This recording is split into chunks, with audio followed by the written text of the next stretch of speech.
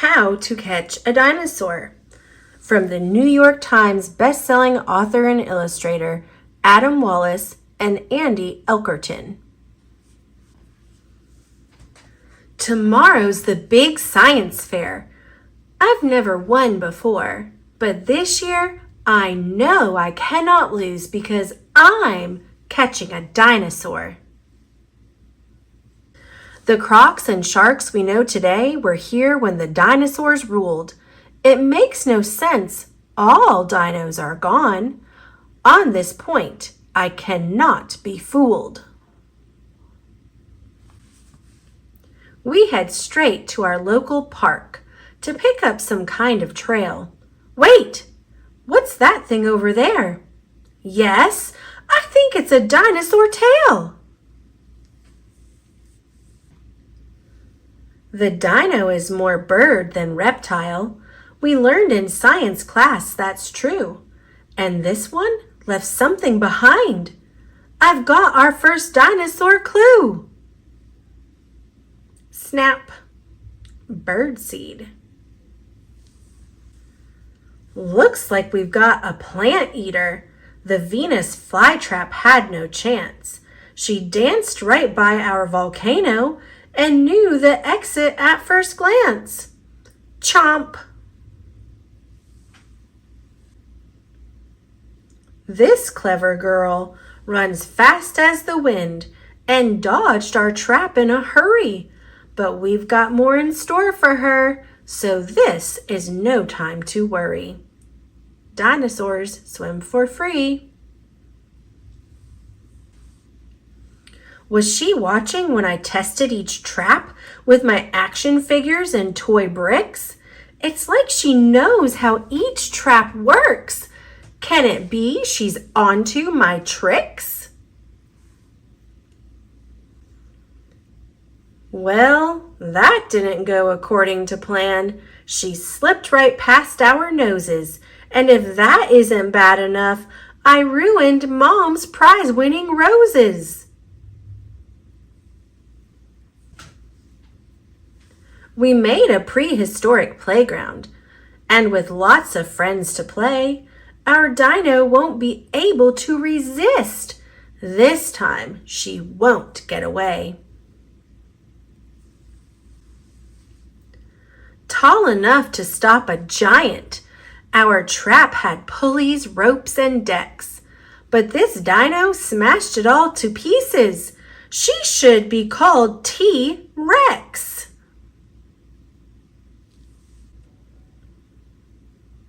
My mom is an engineer, so I've learned a trick or three. Our Robo-Hugger 9000 won't let our dino go free. That clever dino tricked our robot by dressing like a bird. If I don't catch the dinosaur soon, I'll be lucky to come in third. We didn't catch the dinosaur. I don't know what to do, but my friends remind me we still have a science fair entry or two. We did it!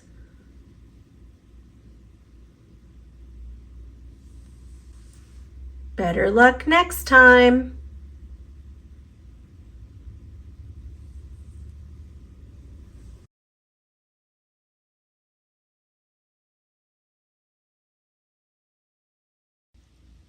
The Jelly Donut Difference, Sharing Kindness with the World by Maria Dismondi, art by P.S. Brooks.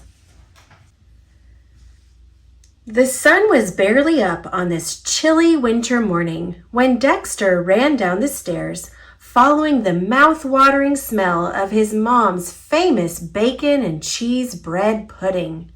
"Not so fast!" Dexter's twin sister Leah yelled. She yanked his shirt, getting ahead of him in time to nab the first plate of their Saturday breakfast. 3 weeks in a row, Dex! Leah grinned. as she took the first bite of bacon, cheesy deliciousness. "Why is it such a big deal to have the first bite of the pudding?" Dex demanded. Mama and Papa were busy cooking for family and friends who would be coming to dinner that night. "Leah, it's my turn to mix the stuffing," Dexter said, as he pulled the spoon right out of her hands. It was then that Papa realized they had run out of eggs. "Well, since you were the first to eat breakfast, Leah, you should go get eggs from Ms. Marvis," Dex told her. Instead, Papa sent both kids to get the eggs from their neighbor.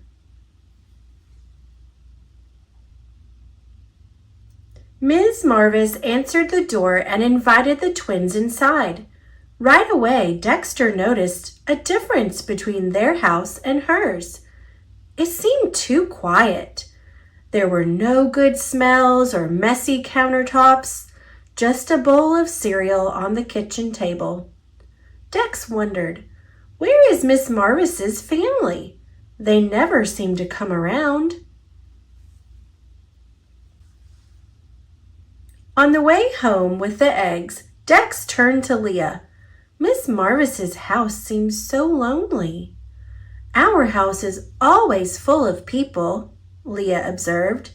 "So let's ask Mama and Papa to invite her over to dinner tonight," Dex suggested.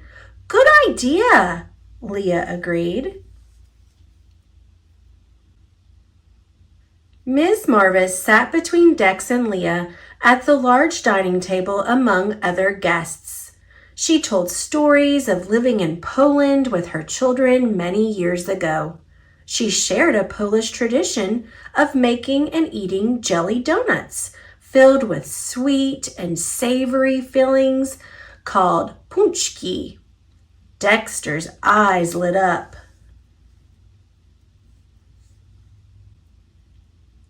Ms. Marvis told them, traditionally, we made pączki during the winter months to use up all the lard, sugar, eggs, and fruit in the house before fasting for a holiday.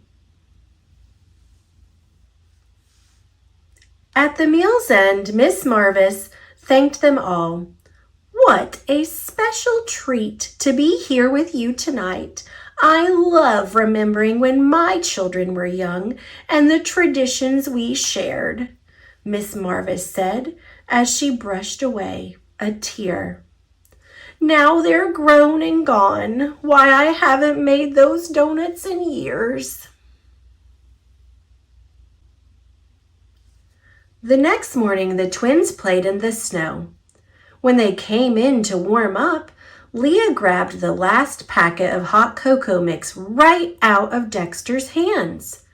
Dex was about to yank back the mix when Papa interrupted. "I have a recipe here for pączki, those jelly donuts," Miss Marvis mentioned. "Do you want to make them with me?" Soon the kitchen was filled with gooey blueberry filling, melted butter, whipping cream, and other sticky ingredients.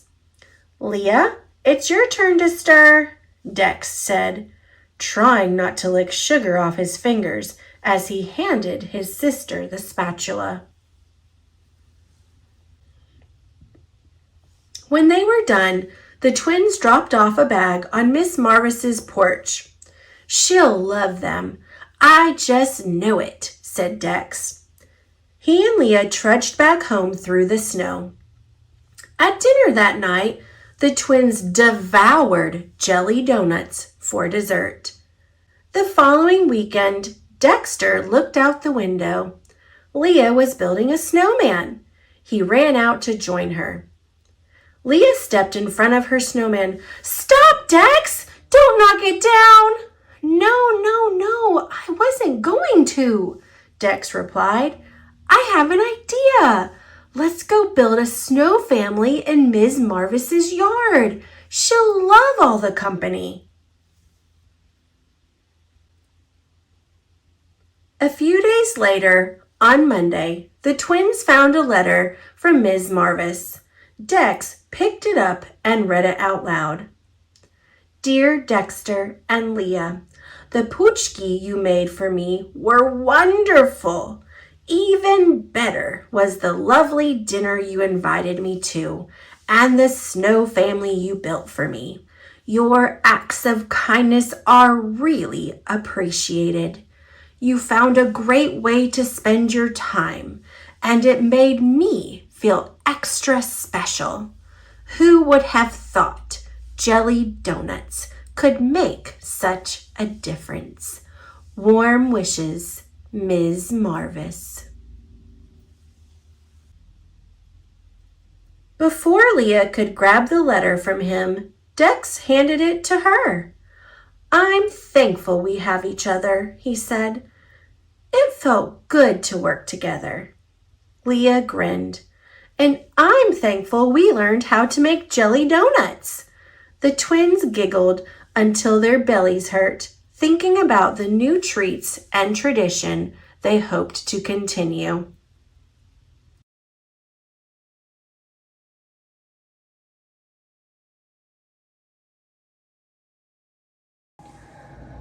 Barbie, A Perfect Christmas. Adapted by Christy Webster, based on the screenplay by Elise Allen, illustrated by Das Group Incorporated. It is almost Christmas! Barbie and her sisters are going to New York City. They pack their bags.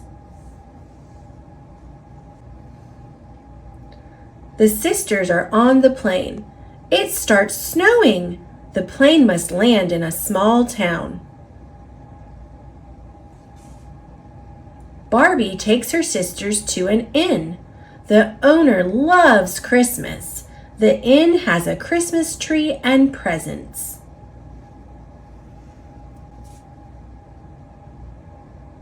Skipper loves music. She sings. Barbie hears her. Skipper sounds great. The next day, it is still snowing. The girls hang stockings. They will spend Christmas at the inn. The sisters play in the snow. Chelsea meets a puppy. His name is Rudy. Rudy takes Chelsea for a sled ride.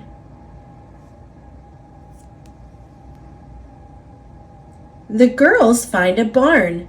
They see reindeer. Chelsea is excited. She runs in. The barn is full of presents. Chelsea thinks it is Santa's barn.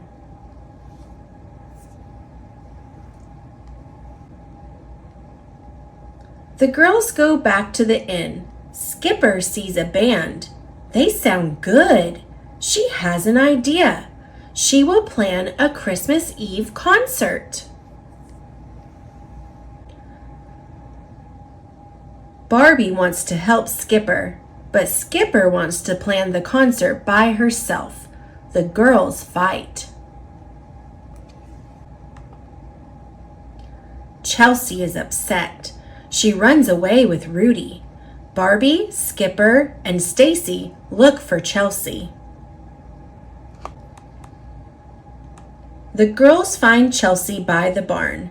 They hug. They are happy to be together. They do not fight anymore.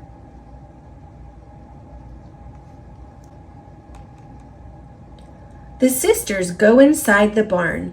The presents are gone. Now there is a stage with pretty lights. Chelsea says Santa put them up.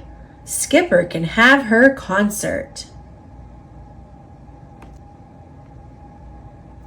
The sisters work together.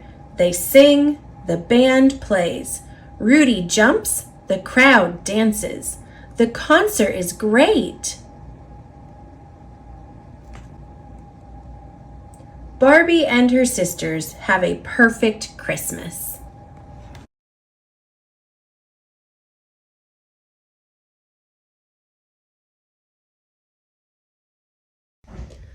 The Pout Pout Fish by Deborah Dyson, pictures by Dan Hanna.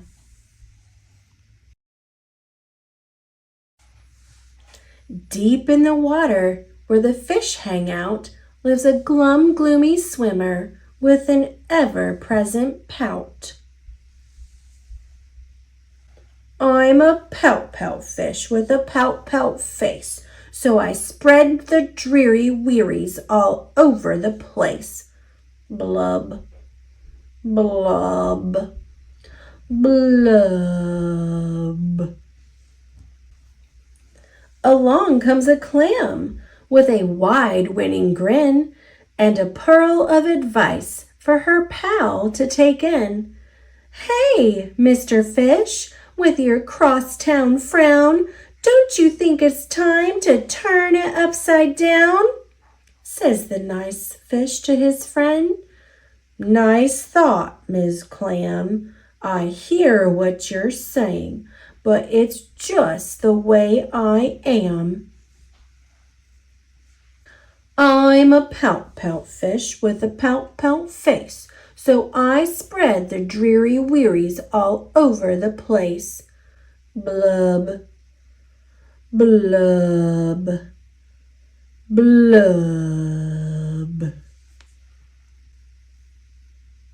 Along comes a jellyfish. He floats through the ocean, his tentacles all trailing in a gentle locomotion.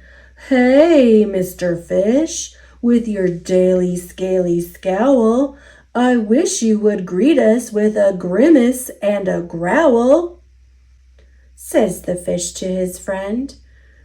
Mr. Jelly, I agree. I'd like to be more friendly, but it isn't up to me.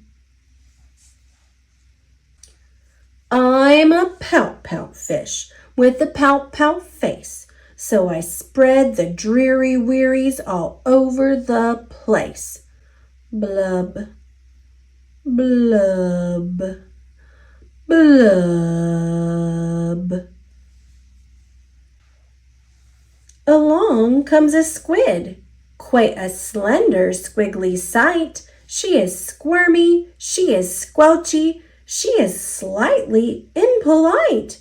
Hey, Mr. Fish, you kaleidoscope of mope, how about a smile, a little joy, a little hope?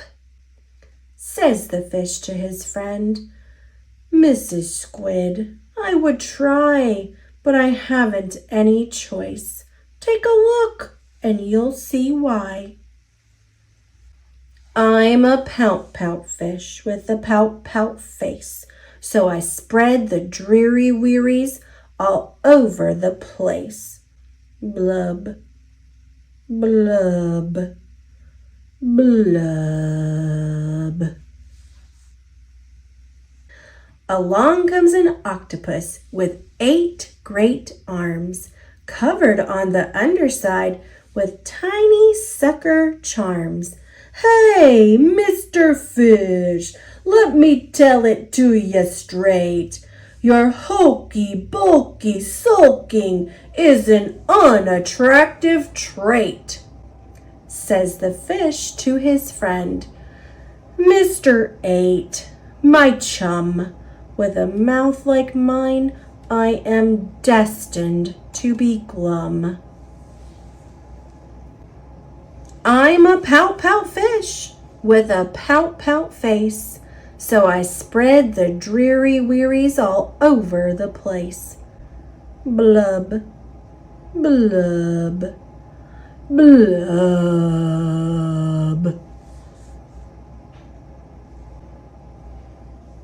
Now along comes a fish in a silent silver shimmer. The gang has never seen before this bright and brilliant swimmer.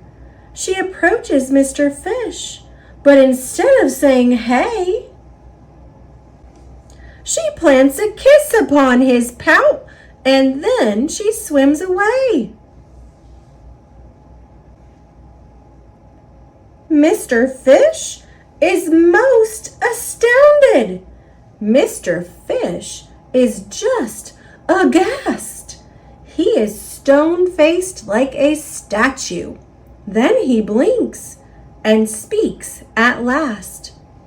"My friends," says Mr. Fish, "I should have known it all along. I thought that I was pouty, but it turns out I was wrong. I'm a kiss-kiss fish with a kiss-kiss face for spreading cheery cheeries all over the place. So I'll smooch, smooch, smooch, smooch, smooch."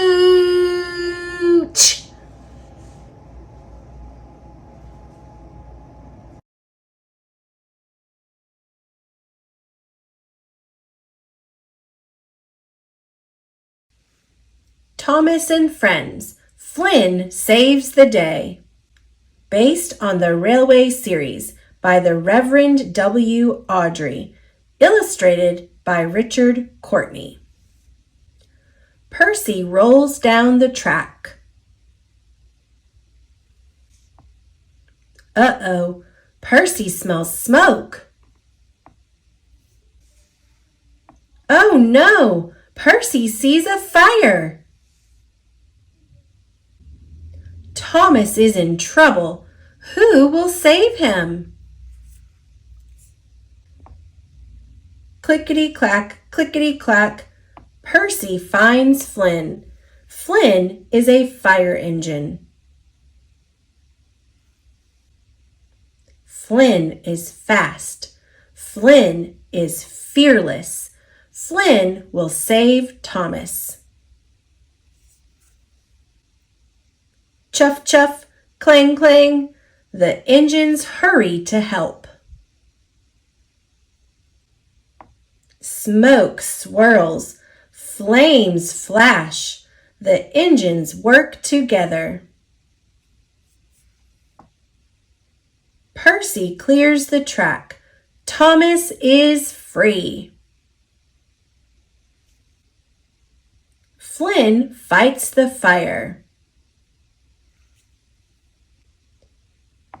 Whoosh goes the water. The flames flicker. They fizz. They fade. The fire is out. Thomas is safe. Good job, Flynn. Thank you, Percy.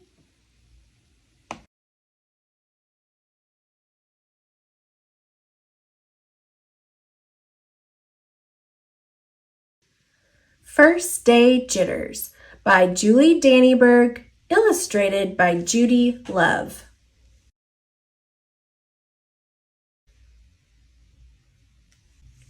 "Sarah, dear, time to get out of bed," Mr. Hartwell said, poking his head through the bedroom doorway. "You don't want to miss the first day at your new school, do you?" "I'm not going," said Sarah, and pulled the covers over her head. "Of course you're going, honey," said Mr. Hartwell, as he walked over to the window and snapped up the shade. "No, I'm not. I don't want to start over again. I hate my new school," Sarah said. She tunneled down to the end of her bed. "How can you hate your new school, sweetheart?" Mr. Hartwell chuckled. "You've never been there before. Don't worry. You liked your other school. You'll like this one. Besides, just think of all the new friends you'll meet." "That's just it. I don't know anybody, and it will be hard, and I just hate it. That's all." "What will everyone think if you aren't there? We told them you were coming." They will think that I am lucky, and they will wish that they were at home in bed like me." Mr. Hartwell sighed. "Sarah Jane Hartwell, I'm not playing this silly game 1 second longer. I'll see you downstairs in 5 minutes." Sarah tumbled out of bed. She stumbled into the bathroom. She fumbled into her clothes. "My head hurts," she moaned as she trudged into the kitchen. Mr. Hartwell handed Sarah a piece of toast and her lunchbox. They walked to the car. Sarah's hands were cold and clammy. They drove down the street. She couldn't breathe. And then they were there. "I feel sick," said Sarah weakly. "Nonsense," said Mr. Hartwell. "You'll love your new school once you get started. Oh, look, there's your principal, Mrs. Burton." Sarah slumped down in her seat. "Oh, Sarah," Mrs. Burton gushed, peeking into the car. "There you are. Come on, I'll show you where to go." She led Sarah into the building and walked quickly through the crowded halls. "Don't worry, everyone is nervous the first day," she said over her shoulder as Sarah rushed to keep up. When they got to the classroom, most of the children were already in their seats.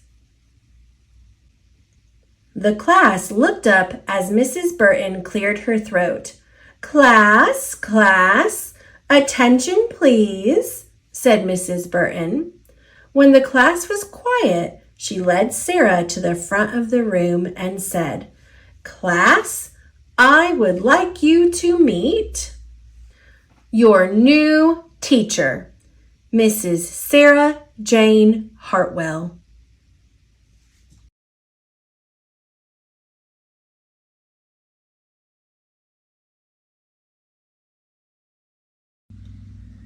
Pete the Cat, Old MacDonald Had a Farm by James Dean.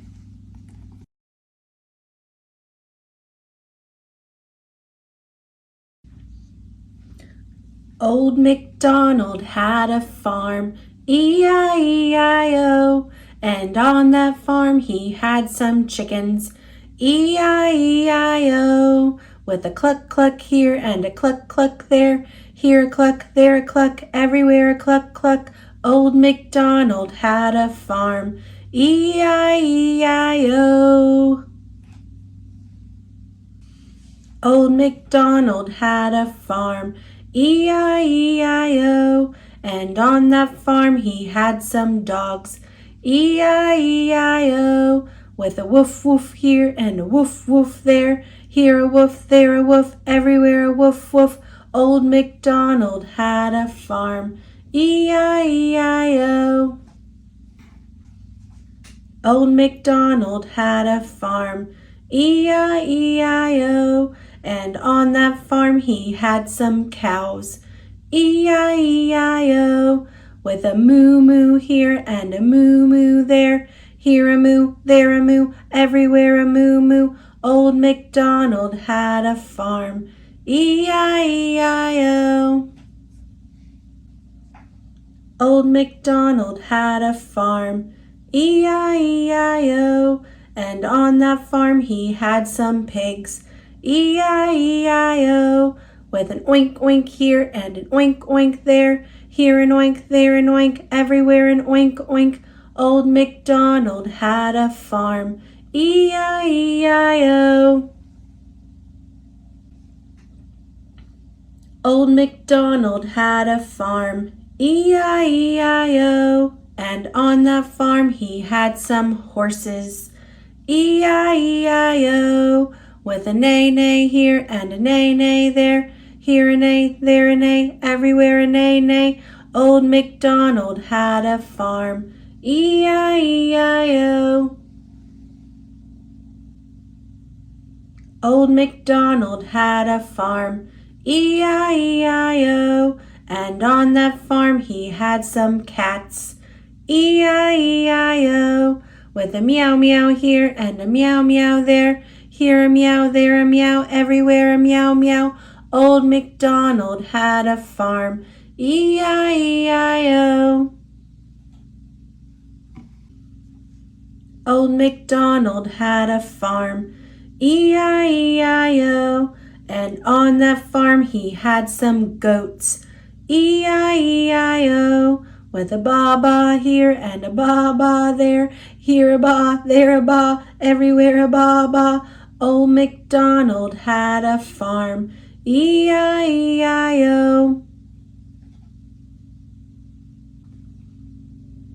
Old MacDonald had a farm.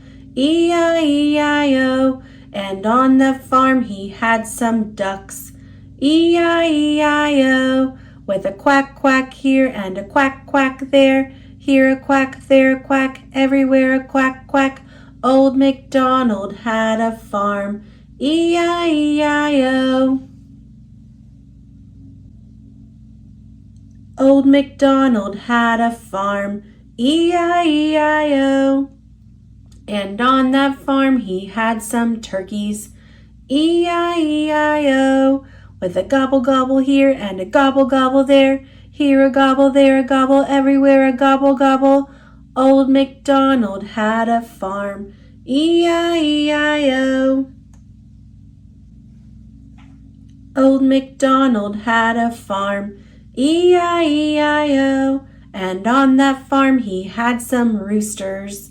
E-I-E-I-O. With a cock-a-doodle-doo here and a cock-a-doodle-doo there. Here a cock-a-doodle-doo, there a cock-a-doodle-doo, everywhere a cock-a-doodle-doo. Old MacDonald had a farm. E-I-E-I-O. Old MacDonald had a farm. E-I-E-I-O. And on that farm he had some donkeys. E-I-E-I-O. With a hee-haw here and a hee-haw there. Here a hee-haw, there a hee-haw, everywhere a hee-haw. Old MacDonald had a farm. E-I-E-I-O.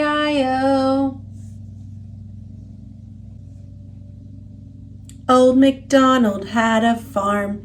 E-I-E-I-O. And on that farm he had some sheep. E-I-E-I-O. With a ma-ma here and a ma-ma there. Here a ma, there a ma, everywhere a ma-ma. Old MacDonald had a farm. E-I-E-I-O. Old MacDonald had a farm. E-I-E-I-O. And on that farm he had some frogs. E-I-E-I-O. With a ribbit ribbit here and a ribbit ribbit there. Here a ribbit, there a ribbit, everywhere a ribbit ribbit. Old MacDonald had a farm. E-I-E-I-O. Old MacDonald had a farm. E-I-E-I-O. And on that farm he had some geese. E-I-E-I-O. With a honk honk here and a honk honk there. Here a honk, there a honk, everywhere a honk honk. Old MacDonald had a farm. E-I-E-I-O.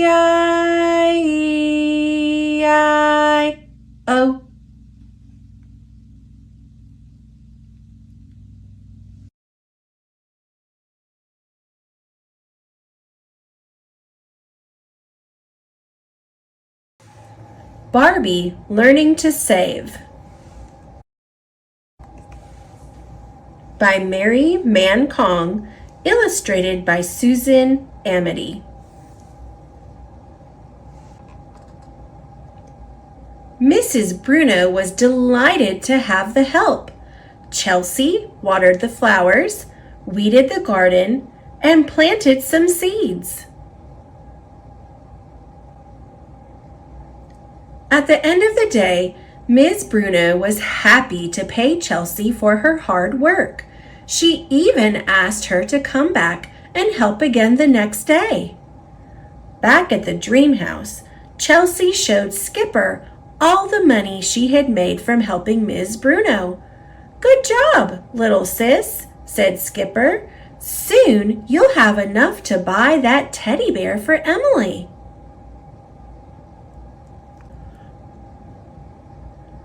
Later, as Skipper and Chelsea took a walk, the girls heard a familiar sound. Ting-a-ling-ling! It was the ice cream cart. Chelsea looked at the money in her hand and decided to buy some ice cream. "One super duper deluxe sundae, please," Chelsea said. "Arf! Arf!" barked Lacey. "Wow! What a mess!" Stacy said to her little sister. "What have you been eating, Chelsea?" "I bought ice cream with the money Miss Bruno gave me," Chelsea replied. "But I thought you were saving for Emily's present," said Stacy. Chelsea felt terrible. What was she going to do? "Don't worry, sis," Barbie told Chelsea. "You just have to start saving the money you earn. Why don't you use my old bank?" "Thanks, Barbie," Chelsea exclaimed. "I'll start saving for Emily's birthday present tomorrow."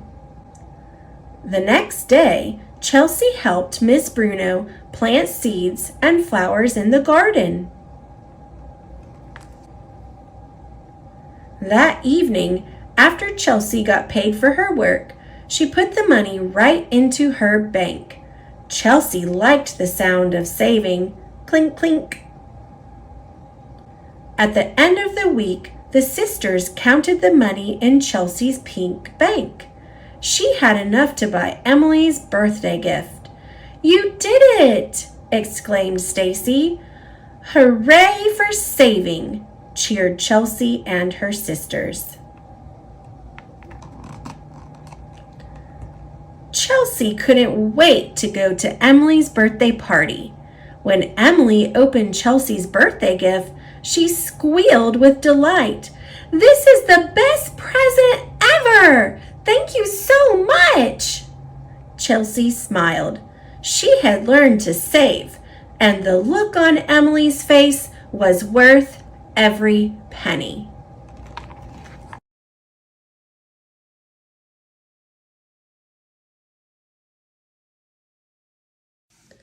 Fly Guy and the Aliens by Ted Arnold.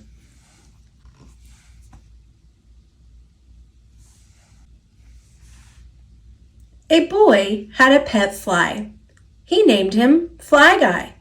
Fly Guy could say the boy's name. Buzz. Chapter 1. One day, Buzz said, "Hey, Fly Guy, I'm making a movie. Funzy."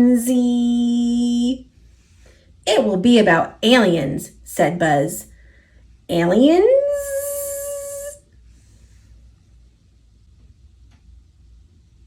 "Aliens are guys that come from space," said Buzz.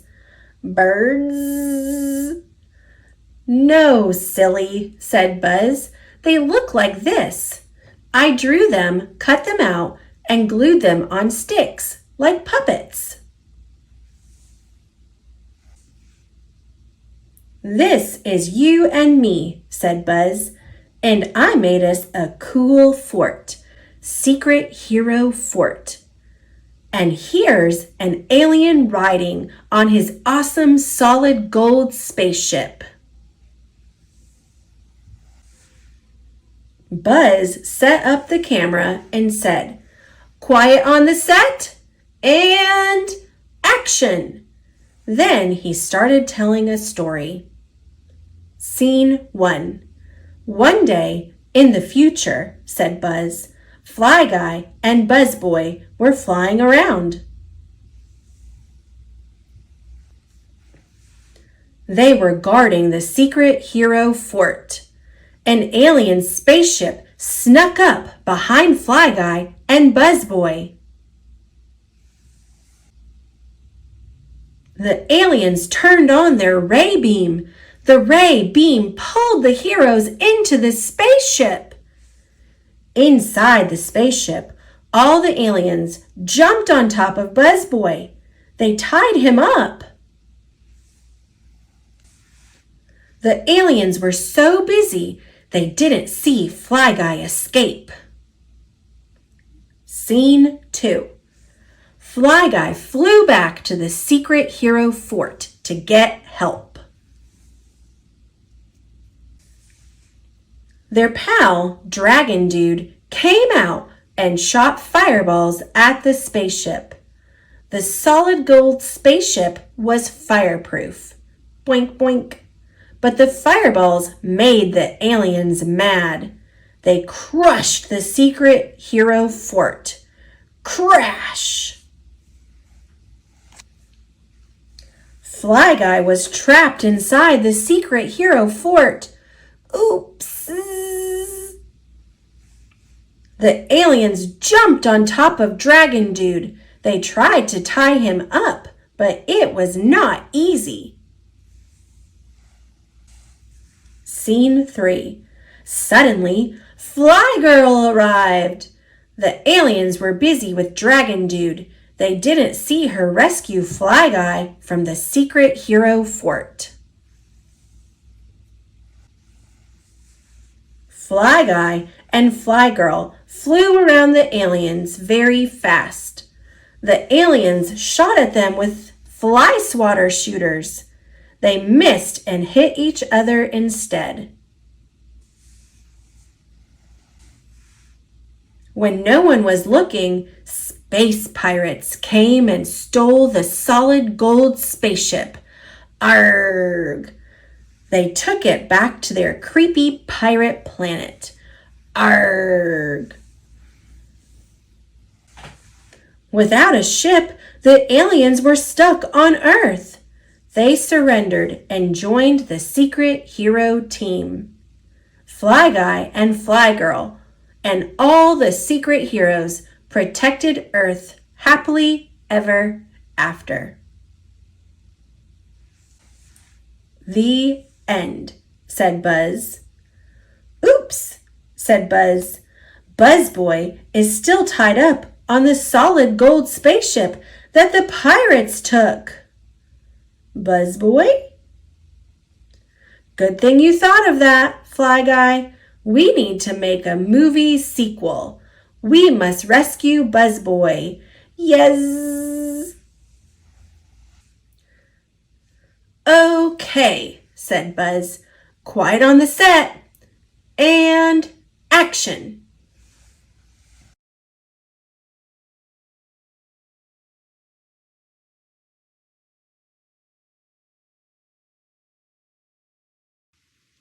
A letter from your teacher on the first day of school. Written by Shannon Olson. Illustrated by Sandy Sonke. Dear student, this is a little welcome note I want to share with you. Believe all that I'm about to say because every word is true. There are a few important things I'd like for you to know. All throughout the school year, our relationship will grow. I cannot wait to get to know you and all the things that make you, you. Do you play sports or like to draw? Maybe you even do kung fu. I'll get to meet your family and hear the places you have been. I want to know your favorite subject and see awards that you may win. I promise every morning to greet you with a smile. We'll give high fives and hugs or fist bump if that's your style. I will celebrate with you when you have exciting news, like it's my dog's birthday, or I got brand new shoes. I'm here so you can learn a lot of science, math, and reading. I'll help you with your writing and all the skills you will be needing. But learning is not just about the schoolwork that we do. Some values that I hope you'll gain are empathy and kindness too. You can also be respectful by listening with your ears and eyes. Follow directions the first time and take good care of your supplies. I want you to set high goals and persevere through any test. When it comes to working hard, I expect you'll try your very best. Some days will be a challenge. You may think, I just can't do it. Even when you cannot yet, I am here to help you through it. Hooray! I'm going to try to make you laugh and put a smile on your face. We will make learning lots of fun. This is our happy place. I'm excited that you're here. Day by day, I hope you'll see I love being your teacher, and you mean so much to me.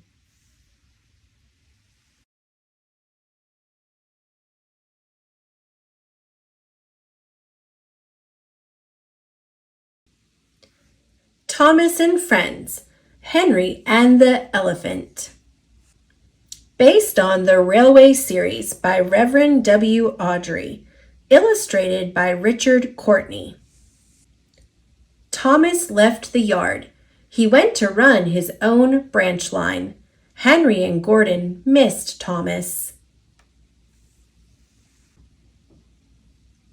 With Thomas gone, there was more work to do. Henry and Gordon were cross. Henry grumbled as he pushed trucks.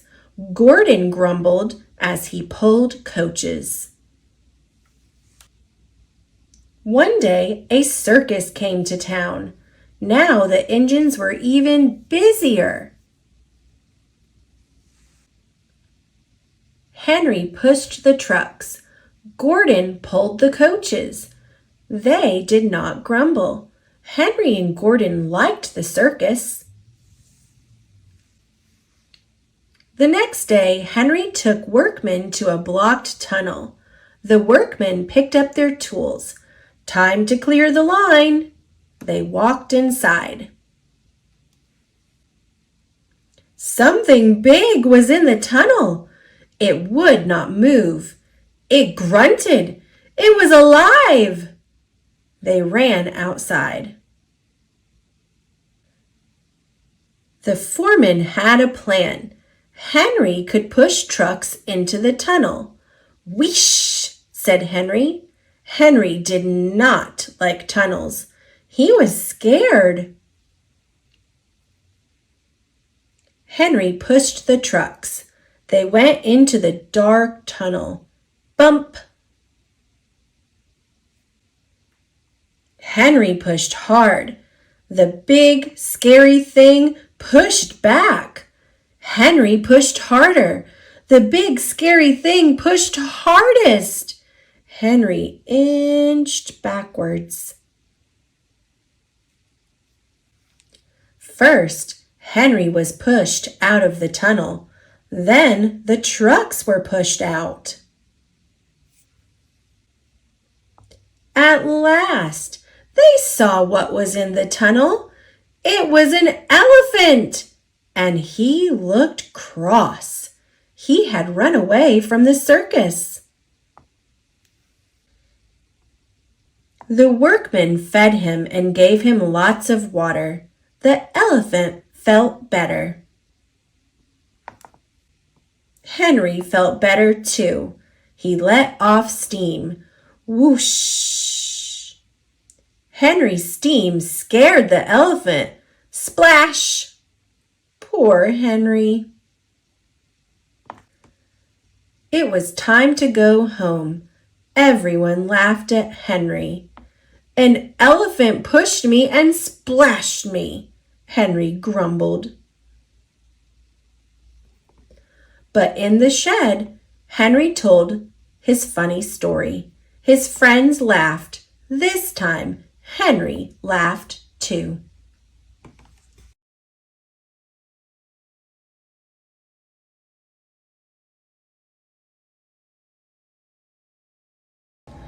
Barbie, You Can Be a Soccer Player by Kristen L. Depkin, illustrated by Dynamo Limited, based on the story by Devra Newberger Spurgeon. Barbie gets ready for a big soccer game. Stacy helps Barbie find her shin guards. She wishes Barbie a good game. Barbie meets her team on the field. They stretch, they warm up. Coach brings a soccer star named Lucy to the game. She will help the coach. The game starts. Raquel kicks the ball. Barbie runs toward the goal. Barbie is open, but Raquel does not pass to her. The team takes a break. Coach tells them to work together. Raquel does not listen. The game starts again. The ball goes out of bounds. Barbie will make a corner kick. Barbie kicks the ball. She runs back onto the field. Lucy cheers for her. Raquel gets the ball. She kicks it past two players. She scores a goal.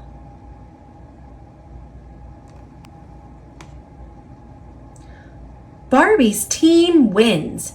They hug and cheer. Raquel is upset. She thinks she won the game, not the team. Lucy tells Barbie they played a great game. The next day, Barbie practices with Lucy's team. Lucy's teammate has a great kick. They work as a team to win the game. Later, Lucy tells Barbie and her team to work together. The girls listen, except Raquel. She does not think she needs help.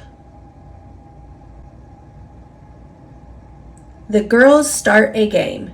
Raquel will not pass. A player steals the ball from her. The ball goes out of bounds. Barbie kicks it to Raquel.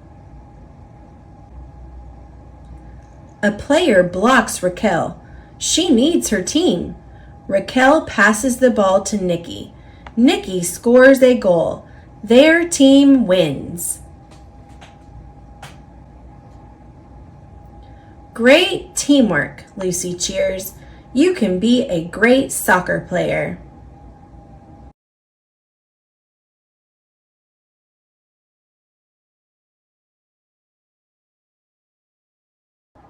Spaghetti in a hot dog bun. Having the courage to be who you are, by Maria Dismondi, illustrated by Kim Shaw. The delicious smell of breakfast filled the air as Lucy's grandpa handed her a plate. Lucy smeared ketchup on her toast. She turned to her grandpa and said, "Papa Gino, Harriet said she's never heard of ketchup on toast. Her family uses butter and jelly." It's okay. Not everyone likes the same thing, Lucy. It doesn't mean one person is right or wrong. We're all different. What a boring world it would be if we were all exactly alike. Do you remember what's really important? Papa Gino asked. Yes, Papa. Even if we are different from others on the outside, we all have a heart with feelings on the inside. That's my girl. Remember, When you treat others with love and kindness, you are doing the right thing, Papa Gino replied. On the school bus, Lucy and her friend Harriet pulled out some paper and crayons. Sitting across from them was Ralph. As usual, Ralph sat alone, staring out the window. He looked over at them and rolled his eyes. In the classroom, Lucy sat down near the teacher. Ralph carelessly hurried over and tripped on Lucy's foot. Before long, he was glaring at her.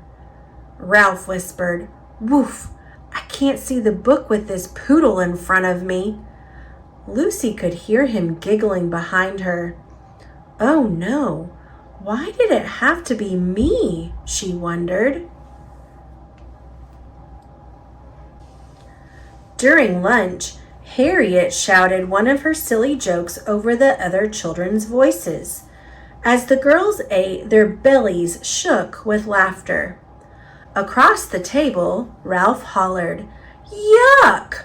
That's the disgusting smell. Whoever heard of eating spaghetti in a hot dog bun?"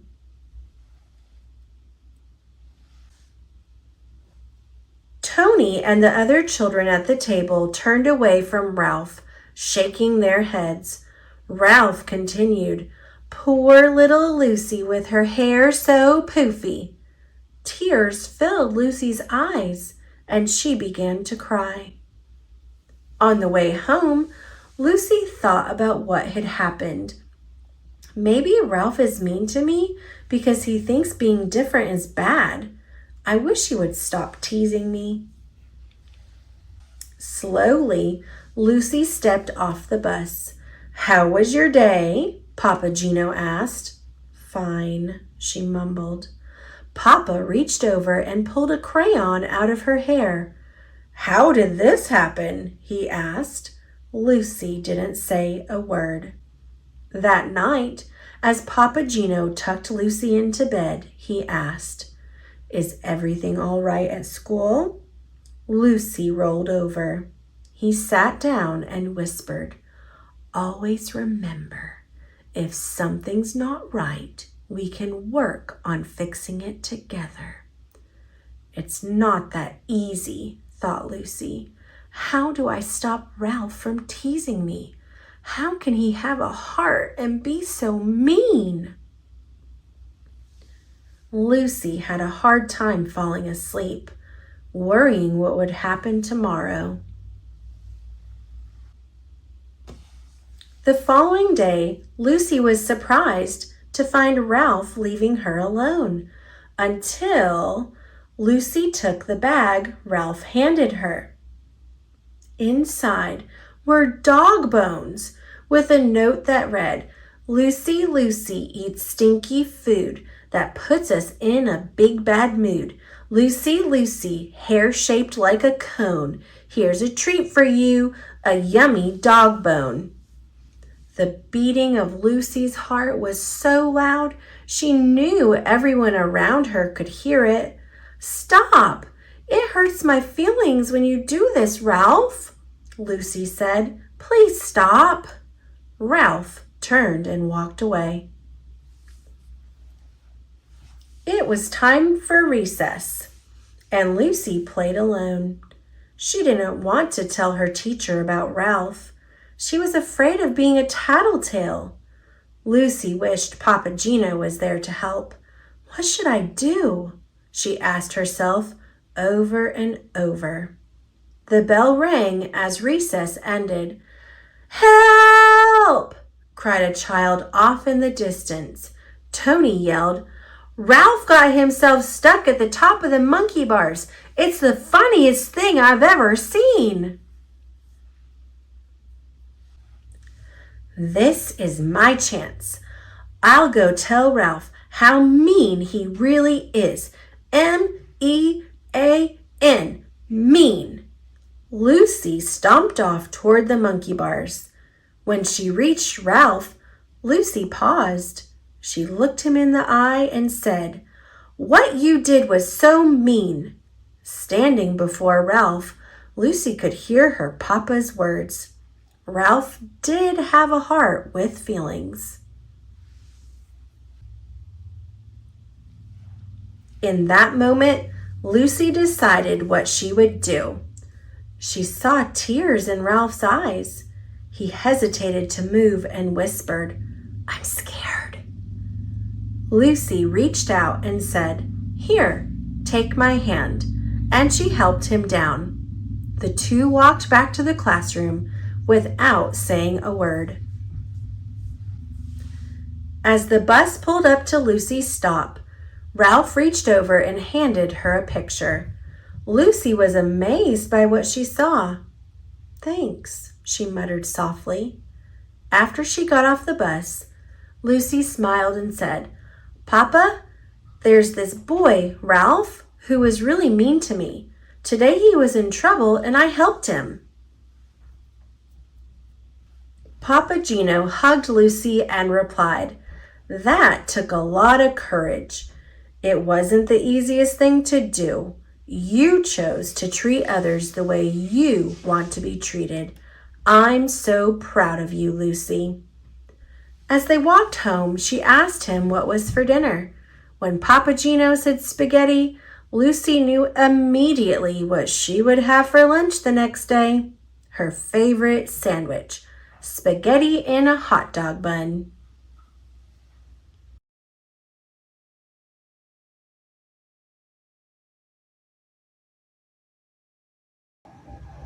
Pete the Cat, The Great Leprechaun Chase by James Dean. Tomorrow is St. Patrick's Day, and Pete's teacher, Mr. G, is teaching about leprechauns. "The only time you can catch one is on St. Patrick's Day. A leprechaun will bring you good luck," Mr. G says. Now, everyone in the class wants a leprechaun. Pete gets a great idea. He will open a leprechaun catching business. St. Patrick's Day comes, and Pete gathers some supplies. He hangs a sign above his stand. This will be easy, Pete thinks. Squirrel is Pete's first customer. "I want a leprechaun," Squirrel says. "I need good luck for my test." "Cool, I'm on it," says Pete. Pete has a plan. He will follow a rainbow until he finds a leprechaun. Finally, Pete arrives at the end of the rainbow and finds Clover the leprechaun next to a pot of gold. Pete sneaks up behind Clover. Swoosh! But Clover is too fast. "Did you think you'd be catching me so easily?" he asks. "Once there was a cat named Pete who thought nabbing some luck would be neat. Then he happened upon a smart leprechaun who he'll find quite tricky to beat." Clover disappears in a puff of green smoke. Pete will need a new plan. That afternoon, Gus visits Pete's lucky leprechaun catchers. "I want a leprechaun," Gus says. "I need good luck for my band recital." Pete says, "I'll see what I can do." Pete plans to lure Clover out with his music. He plays a jaunty song on his guitar. Before long, Clover dances over to Pete.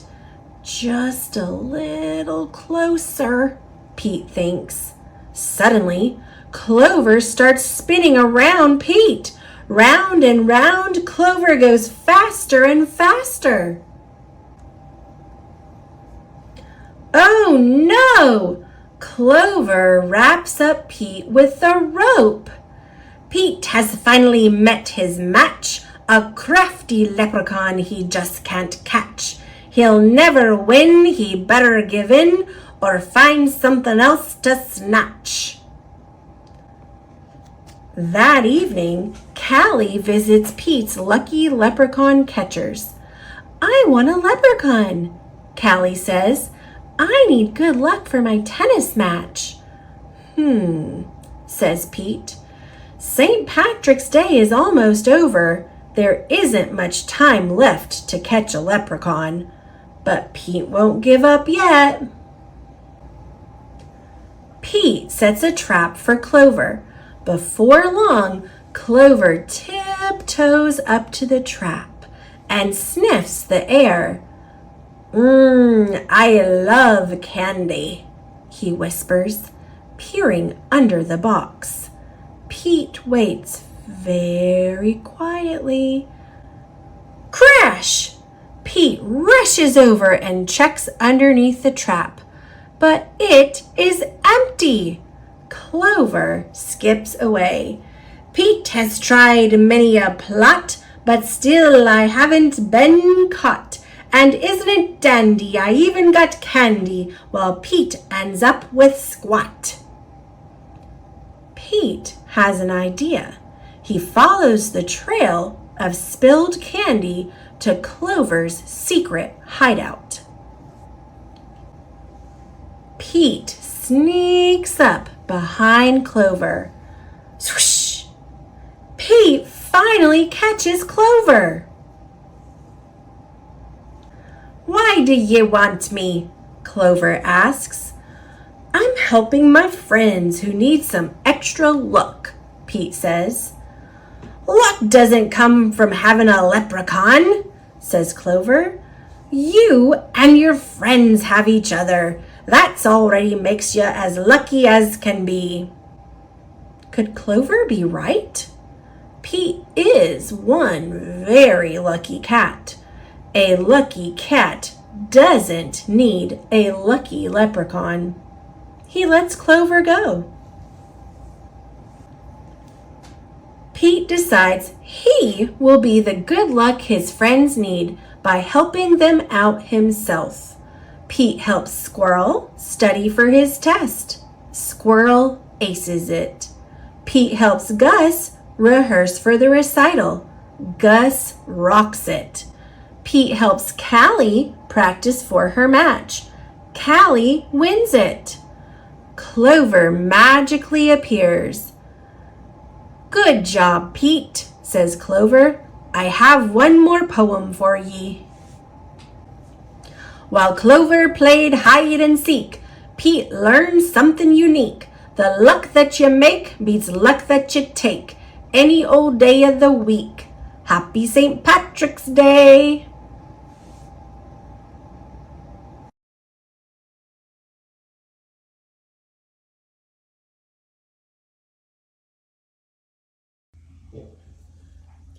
Barbie by Grace Hansen.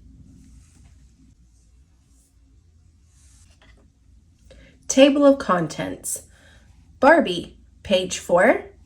Barbie is Born, page 6. Barbie's Dream World, page 16. More Facts, page 22. Glossary, page 23. Index, page 24. Abdo Kids Code, page 24. Barbie. Barbie stepped into the world in black high-heel sandals on March 9th, 1959. She also wore a striped swimsuit and cat-eye sunglasses. Barbie was very fashionable for the time, but she would go on to be so much more. Barbie is Born. Ruth Handler, her husband Elliot, and Harold Matson started Mattel Creations in 1945. They sold many popular toys, but Barbie would be one of their biggest hits. Ruth often saw her daughter Barbara and her friends play with dolls. They used their imaginations, but they soon tired of their dolls that looked too young. Ruth thought a grown-up doll might be more fun. Mattel introduced Barbara Millicent Roberts, Barbie for short, in 1959. Girls were excited about the glamorous doll. The company sold 350,000 Barbie dolls in the first year. The first Barbie was meant to look like a 1950s movie star, but Ruth knew that girls would want Barbie to change just as the world did. First Lady Jackie Kennedy was a fashion icon in the early 1960s. Barbie's new wardrobe matched that. Barbie would keep representing the most popular fashions through the decades, but Ruth wanted Barbie to be an important role model for girls too, so Barbie took on many jobs. Barbie's dream world. Barbie has been a teacher, veterinarian, and surgeon. She was a flight attendant and airline pilot. Barbie went from businesswoman to rock star. She mastered many sports and was even an Olympian. Mattel also creates Barbies that look like well-known people. The Inspiring Women series debuted in 2018. Katherine Johnson, NASA mathematician and physicist. Sally Ride, astronaut. Rosa Parks, civil rights activist. Frida Kahlo, Inspiring Women series, artist. Since 1959, more than 1 billion Barbies have sold worldwide. Each day, kids everywhere are inspired by Barbie. There's no telling what she will do next. More facts. According to the official Barbie website, Barbie is from the fictional town of Willows, Wisconsin. For the first 12 years of Barbie, the doll never smiled. In 1971, Malibu Barbie was introduced. She had a much happier look on her face. Barbie has had more than 40 pets. She has cared for 21 dogs, 6 cats, a parrot, and lots of farm animals. Glossary. Debuted. Launched or appeared in public for the first time. Fashionable. Influenced by dressing according to what is currently in style. Fictional. Not existing in real life. Glamorous. Full of fascination, allure, or excitement. Icon. A person who people recognize as a symbol of something. The person is often admired and respected. Imagination. The act or power of the mind to form a thought, picture, or image of something. Inspire. To influence or guide. Wardrobe. A collection of clothes or costumes.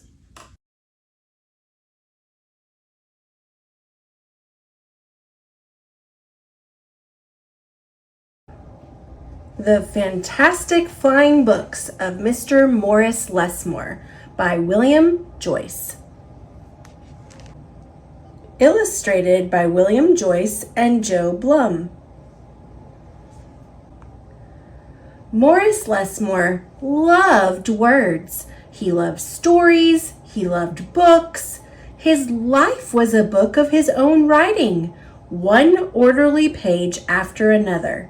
He would open it every morning and write of his joys and sorrows, of all that he knew and everything that he hoped for.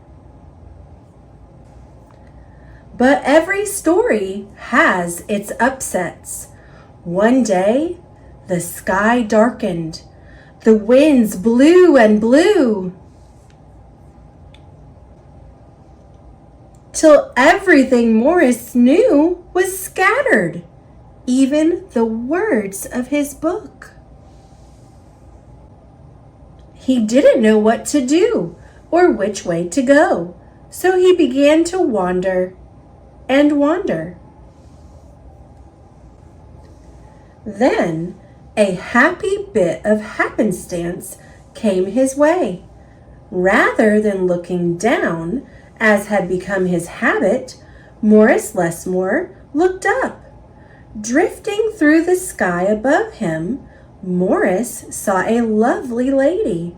She was being pulled along by a festive squadron of flying books. Morris wondered if his book could fly, but it couldn't. It would only fall to the ground with a depressing thud. The flying lady knew Morris simply needed a good story, so she sent him her favorite.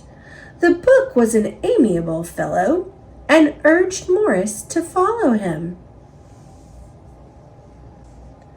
The book led him to an extraordinary building where many books apparently nested.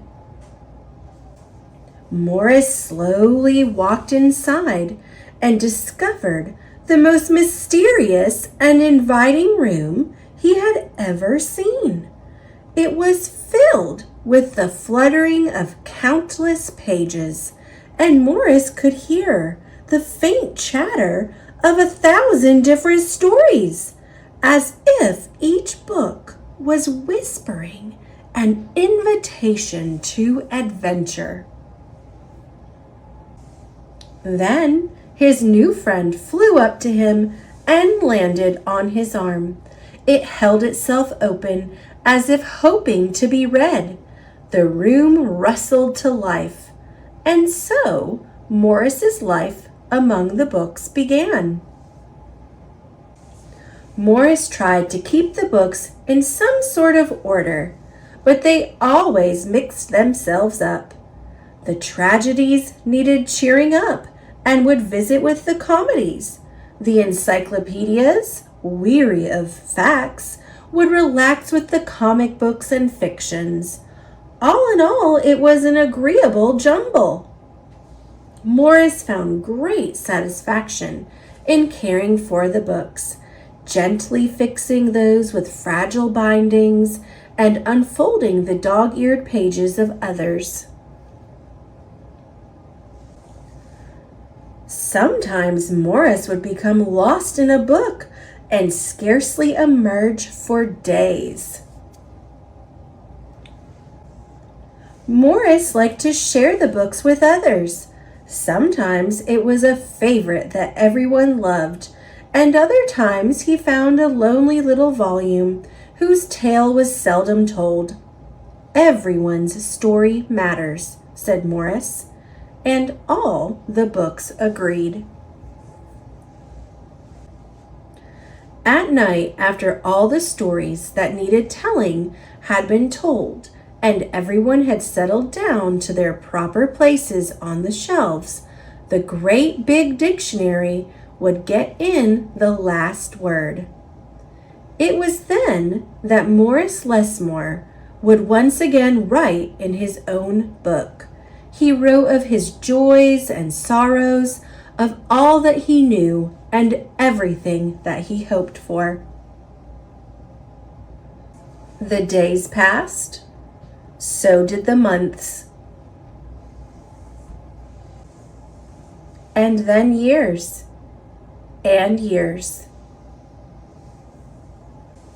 And Morris Lesmore became stooped and crinkly, but the books never changed. Their stories stayed the same. Now his old friends took care of him the way he had once cared for them, and they read themselves to him each night. Then one day he filled the last page in his book. He looked up and said with a bittersweet sigh, I guess it's time for me to move on. The books were sorry, but they understood. Morris put on his hat and took his cane. As he went to the door, he turned and smiled, then waved goodbye. I'll carry you all in here, he said, and pointed to his heart. The books waved their pages, and Morris Lesmore flew away. And as he flew, he changed back to the way he'd been that long ago day when they'd all first met. The books were quiet for a while. Then they noticed that Morris Lesmore had left something behind. "It's his book," said his old friend.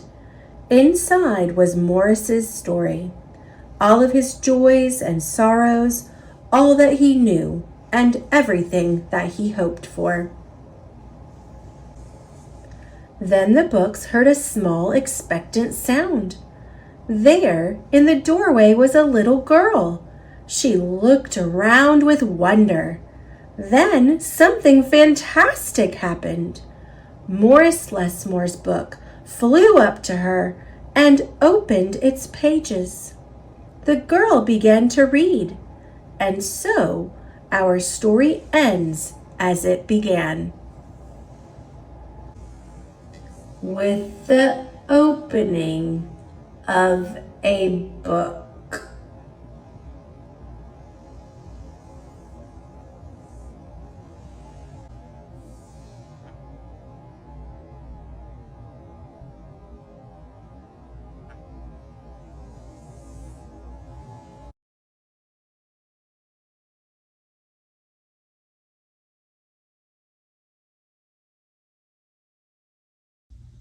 I Walk with Vanessa, a story about a simple act of kindness by Kira Skowit.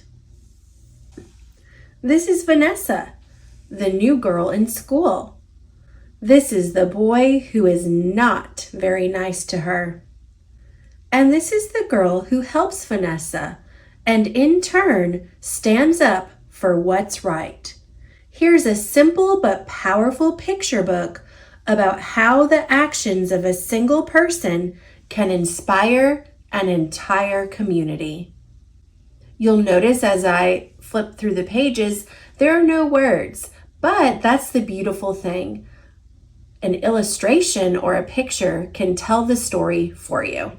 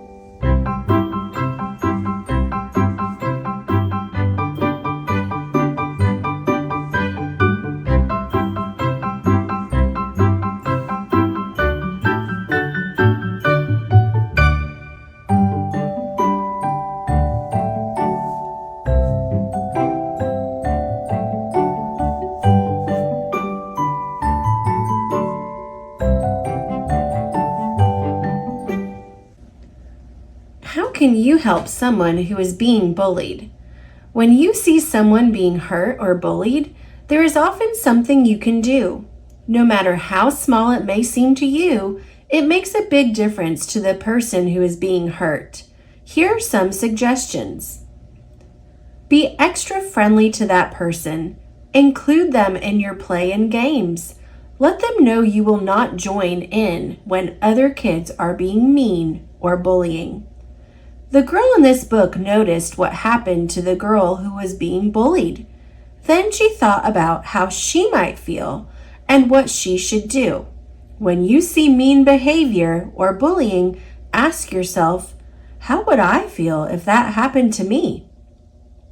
It is important to always be safe when you respond to bullying behavior. If someone is being hurt or bullied, you can tell a trusted grown-up. Letting someone know help is needed is not tattling. Tattling is getting someone in trouble, and telling is getting someone out of trouble. As in the story, actions can be contagious. Kindness multiplies. One small act of kindness can inspire more kind acts. So talk to others about how your ideas for showing kindness and invite them to join you.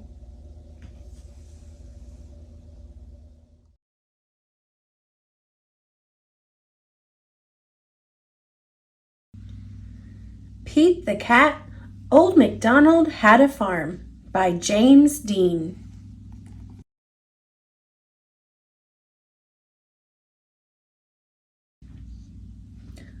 Old MacDonald had a farm, E-I-E-I-O, and on that farm he had some chickens, E-I-E-I-O, with a cluck-cluck here and a cluck-cluck there, here a cluck, there a cluck, everywhere a cluck-cluck.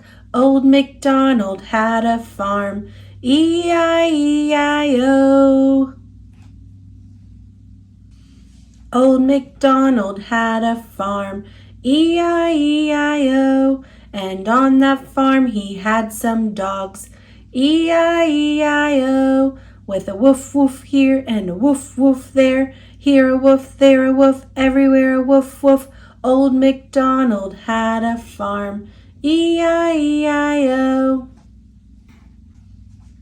Old MacDonald had a farm, E-I-E-I-O, and on that farm he had some cows, E-I-E-I-O, with a moo-moo here and a moo-moo there, here a moo, there a moo, everywhere a moo-moo. Old MacDonald had a farm, E-I-E-I-O. Old MacDonald had a farm, E-I-E-I-O, and on that farm he had some pigs, E-I-E-I-O, with an oink oink here and an oink oink there, here an oink, there an oink, everywhere an oink oink. Old MacDonald had a farm, E-I-E-I-O. Old MacDonald had a farm, E-I-E-I-O, and on that farm he had some horses, E-I-E-I-O, with a neigh-neigh here and a neigh-neigh there, here a neigh, there a neigh, everywhere a neigh-neigh. Old MacDonald had a farm, E-I-E-I-O. Old MacDonald had a farm, E-I-E-I-O, and on that farm he had some cats, E-I-E-I-O, with a meow meow here and a meow meow there, here a meow, there a meow, everywhere a meow meow. Old MacDonald had a farm, E-I-E-I-O. Old MacDonald had a farm, E-I-E-I-O, and on that farm he had some goats, E-I-E-I-O, with a ba-ba here and a ba-ba there, here a ba, there a ba, everywhere a ba-ba. Old MacDonald had a farm, E-I-E-I-O. Old MacDonald had a farm, E-I-E-I-O, and on that farm he had some ducks, E-I-E-I-O, with a quack quack here and a quack quack there, here a quack, there a quack, everywhere a quack quack. Old MacDonald had a farm, E-I-E-I-O. Old MacDonald had a farm, E-I-E-I-O, and on that farm he had some turkeys, E-I-E-I-O, with a gobble gobble here and a gobble gobble there. Here a gobble, there a gobble, everywhere a gobble gobble. Old MacDonald had a farm. E-I-E-I-O. Old MacDonald had a farm. E-I-E-I-O. And on that farm he had some roosters. E-I-E-I-O. With a cock-a-doodle-doo here and a cock-a-doodle-doo there. Here a cock-a-doodle-doo, there a cock-a-doodle-doo, everywhere a cock-a-doodle-doo. Old MacDonald had a farm. E-I-E-I-O. Old MacDonald had a farm. E-I-E-I-O. And on that farm he had some donkeys. E-I-E-I-O. With a hee-haw here and a hee-haw there. Here a hee-haw, there a hee-haw, everywhere a hee-haw. Old MacDonald had a farm. E-I-E-I-O. Old MacDonald had a farm. E-I-E-I-O. And on that farm he had some sheep. E-I-E-I-O. With a ma-ma here and a ma-ma there. Here a ma, there a ma, everywhere a ma-ma. Old MacDonald had a farm. E-I-E-I-O. Old MacDonald had a farm. E-I-E-I-O. And on that farm he had some frogs. E-I-E-I-O. With a ribbit here and a ribbit there. Here a ribbit, there a ribbit, everywhere a ribbit. Old MacDonald had a farm. E-I-E-I-O. Old MacDonald had a farm. E-I-E-I-O. And on that farm he had some geese. E-I-E-I-O. With a honk honk here and a honk honk there. Here a honk, there a honk, everywhere a honk honk. Old MacDonald had a farm. E-I-E-I-O.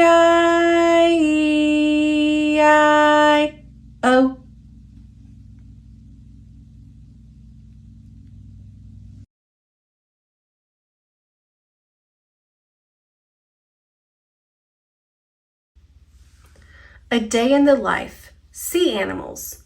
Octopus. By Louise Spilsbury. Contents. What is an octopus? Page 4. What do octopuses look like? Page 6. What do octopuses do at night? Page 8. How does an octopus move? Page 10. What does an octopus eat? Page 12. How do octopuses hunt? Page 14. What do octopuses do all day? Page 16. What are octopus babies like? Page 18. What hunts octopuses? Page 20. Octopus body map. Page 22. Glossary. Page 23. Find out more. Page 24. Index. Page 24. Some words are shown in bold, like this. You can find them in the glossary on page 23. What is an octopus? An octopus is an animal that lives in the ocean. Octopuses live in oceans all over the world. There are different types of octopus. Some octopuses are tiny and some are very big. Pacific giant octopus.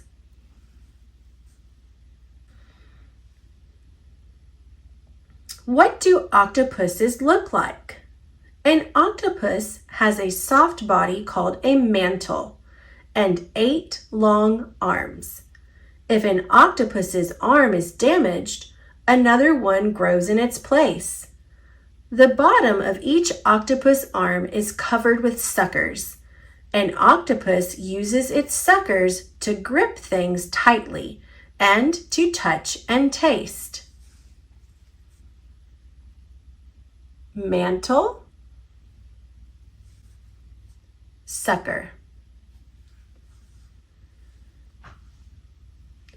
What do octopuses do at night?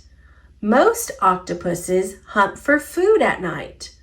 Octopuses can see very well, even in the dark. Octopuses look for places where food might be at night. They use their arms to explore using touch and taste. Eye. How does an octopus move? An octopus can walk along the sea floor on its arms. It pulls itself along with the rows of suckers on the underside of its arms. To swim, an octopus sucks water into its body. Then it shoots the water out again to move quickly through the sea. What does an octopus eat? Octopuses eat crabs, sea snails, fish, turtles, and even other octopuses. The giant octopus may eat small sharks. An octopus has a hard, sharp beak inside its mouth. This beak can bite into thick shells and break food into small pieces. Crab. Beak. How do octopuses hunt? An octopus can squeeze its arms inside holes or cracks in rock. Its suckers feel around for food and grab it. When an octopus uses its beak to bite an animal, it also puts venom into it. Venom is a poison that kills the animal so the octopus can eat it. Crab. What do octopuses do all day? Most octopuses rest alone in their dens during the day. Octopus dens are spaces in rocks or holes in the sea floor. Outside their dens, many octopuses can change color to look like rock or sand. This camouflage keeps them hidden from animals that might try to eat them. What are octopus babies like? A mother octopus lays eggs in her den. She looks after the eggs for months and never leaves the den to feed. Tiny baby octopuses hatch from the eggs. They leave the den to live alone and their mother dies. Egg. Baby octopus. What hunts octopuses? Sea lions, some dolphins, large eels, and sharks hunt octopuses. Octopuses often use camouflage to hide from these animals outside their dens. When an animal attacks an octopus, the octopus squirts black ink from its body. This black cloud hides the octopus and it can swim away quickly. Octopus. Ink. Octopus body map. Suckers, mantle, eyes, arms. Glossary. Beak. Mouth that is made up of two hard pointed parts that close together. Camouflage. When an animal's body color blends in with its surroundings. Den.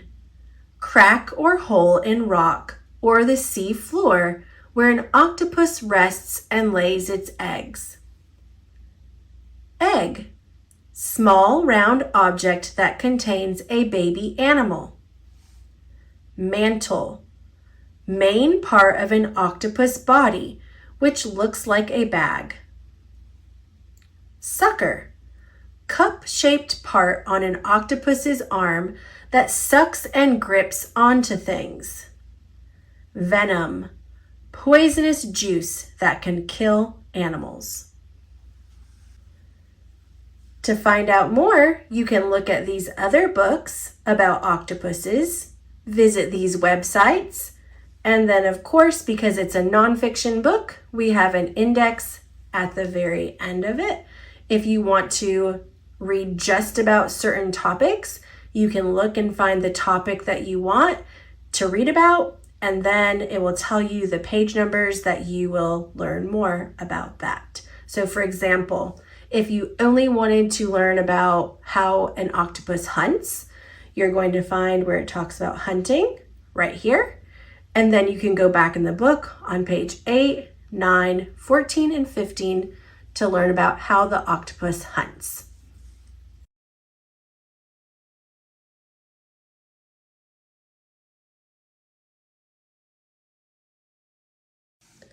Fly Guy and the Aliens by Ted Arnold.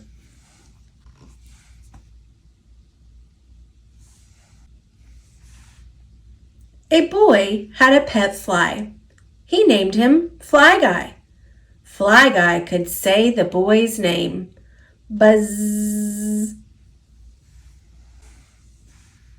Chapter 1. One day, Buzz said, "Hey, Fly Guy, I'm making a movie. Funsy." "It will be about aliens," said Buzz. "Aliens?"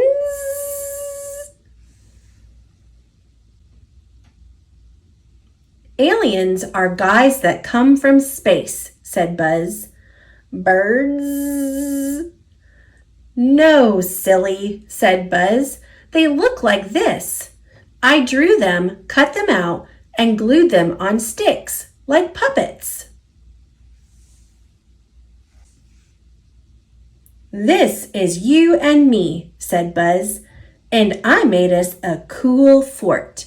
Secret Hero Fort. And here's an alien riding on his awesome solid gold spaceship." Buzz set up the camera and said, "Quiet on the set, and action!" Then he started telling a story. Scene 1. "One day in the future," said Buzz, "Fly Guy and Buzz Boy were flying around. They were guarding the secret hero fort. An alien spaceship snuck up behind Fly Guy and Buzz Boy. The aliens turned on their ray beam. The ray beam pulled the heroes into the spaceship. Inside the spaceship, all the aliens jumped on top of Buzz Boy. They tied him up. The aliens were so busy, they didn't see Fly Guy escape.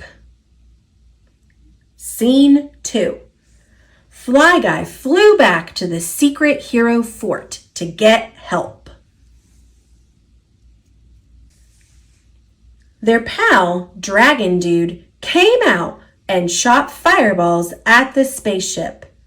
The solid gold spaceship was fireproof. Boink, boink. But the fireballs made the aliens mad. They crushed the secret hero fort. Crash! Fly Guy was trapped inside the secret hero fort. Oops! The aliens jumped on top of Dragon Dude. They tried to tie him up, but it was not easy. Scene 3. Suddenly, Fly Girl arrived. The aliens were busy with Dragon Dude. They didn't see her rescue Fly Guy from the secret hero fort. Fly Guy and Fly Girl flew around the aliens very fast. The aliens shot at them with fly swatter shooters. They missed and hit each other instead. When no one was looking, space pirates came and stole the solid gold spaceship. Arrgh! They took it back to their creepy pirate planet. Arrgh! Without a ship, the aliens were stuck on Earth. They surrendered and joined the secret hero team. Fly Guy and Fly Girl and all the secret heroes protected Earth happily ever after. The end, said Buzz. Oops, said Buzz. Buzz Boy is still tied up on the solid gold spaceship that the pirates took. Buzz Boy? Good thing you thought of that, Fly Guy. We need to make a movie sequel. We must rescue Buzz Boy. Yes. Okay, said Buzz. Quiet on the set. And action.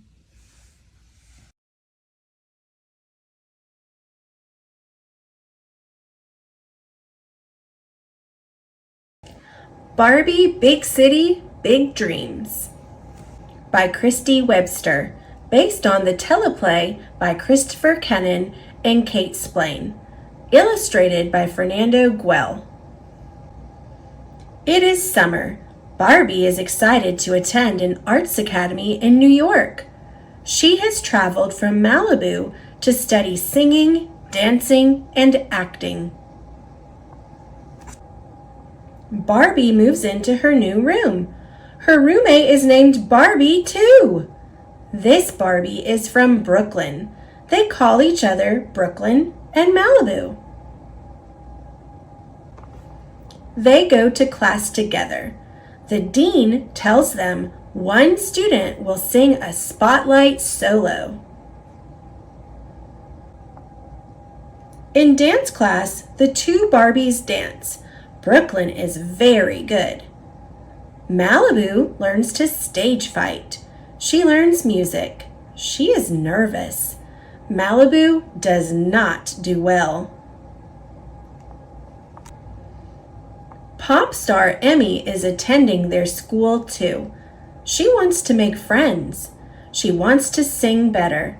Her father just wants her to sing the spotlight solo.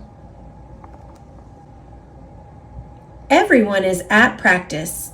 Malibu stumbles. She bumps into Brooklyn. Brooklyn falls. Malibu feels bad, but Brooklyn will be better soon. The dean thinks Malibu pushed Brooklyn. She tells Malibu to leave. Brooklyn finds a video. She shows it to the dean. Malibu did not push Brooklyn. Emmy's dad was afraid Brooklyn would get the solo. He lied to get Emmy the spotlight solo. Brooklyn goes to find Malibu. Brooklyn tells Malibu she can come back. Malibu can't wait. The friends are happy to be back together. Malibu works hard. She enjoys herself. She gets better in her classes. At the end of the summer, the dean chooses the soloist. It is Barbie. Both Barbies. They sing and dance together. Everything is better with friends.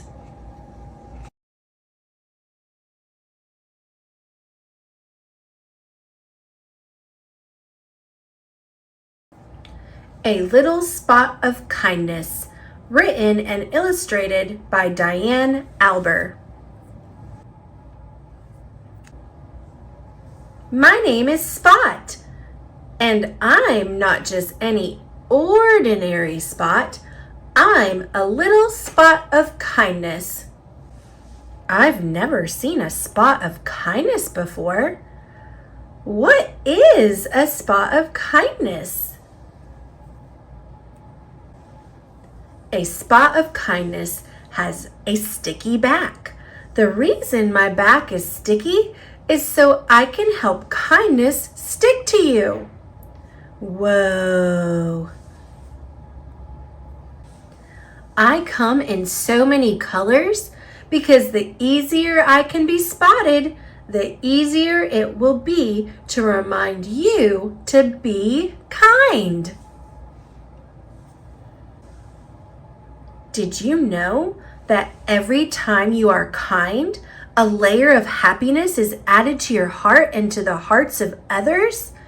And since you both have the power to make good choices, you can start making the choice to be kind.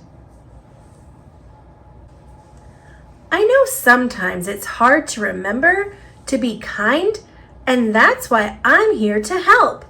All you need to do is place a spot on your hand, just like that. Now, every time you spot me, do something kind. I can't draw. This looks horrible. Don't you know that all great art starts with a scribble? I see it's working already.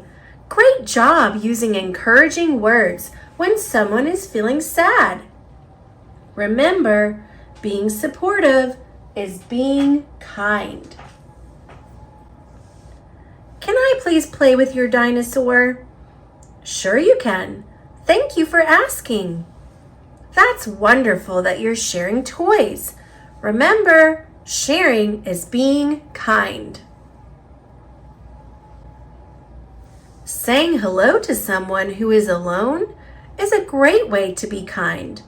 Remember, being friendly is being kind. I'm so lonely. Hello, would you like to play?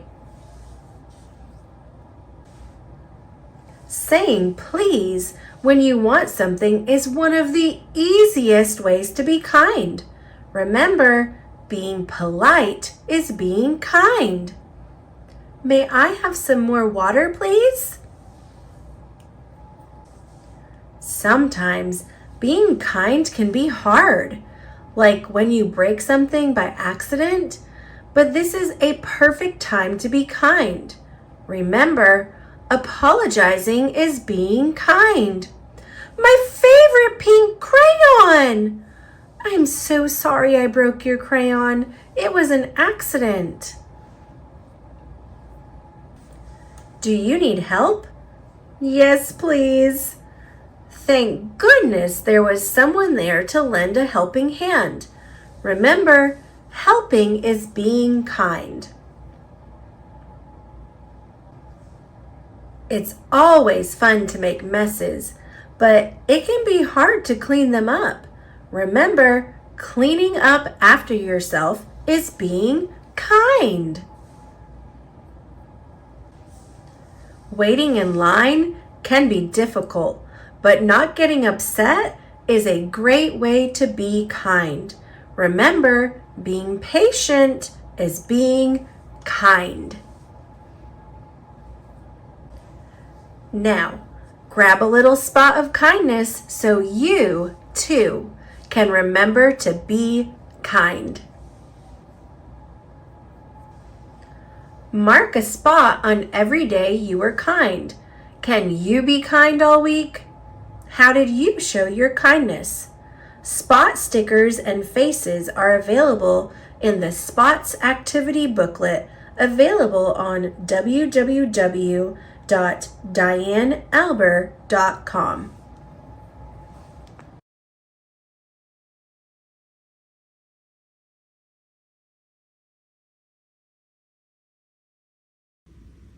Star Wars Clone Troopers in Action by Claire Hibbert.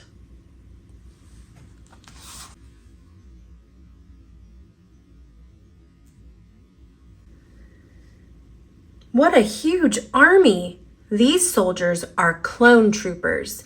Every soldier is the same. The soldiers are human, but they wear armor that makes them look like robots. The troopers fight for the Republic. So do the Jedi. The Jedi. The Jedi are warriors who fight for good. Not all of the Jedi are human. They are many different creatures. Obi-Wan Kenobi was the first Jedi to see the clone troopers. He discovered the army on a planet near the edge of the galaxy. This planet is called Kamino. Obi-Wan Kenobi. Obi-Wan Kenobi is a Jedi Master. A Jedi Master is a high-ranking Jedi who has carried out many brave acts. Obi-Wan is very skilled at fighting with his lightsaber. This is Jango Fett. He is very good at fighting. All the clone troopers are copies of Jango. Scientists made the clone babies and grew them inside glass jars. The babies will grow into troopers. Clones. Clones are exact copies of living things. Thousands of clones of Jango Fett have been made to create the clone army.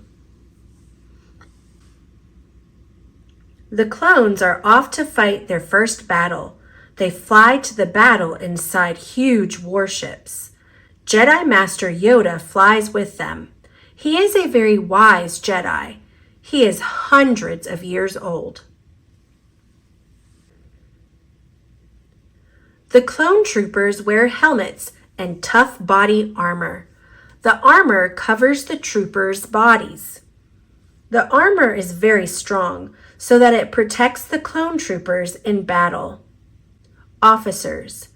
Clone officers wear blue, green, red, or yellow stripes on their armor. Yellow is for the highest rank, clone commander. Zoom! These clone troopers are driving speeder bikes. The bikes fly high above the ground. They are super fast and are used to soar above a planet's surface. The bikes have blaster cannons to fire at enemies.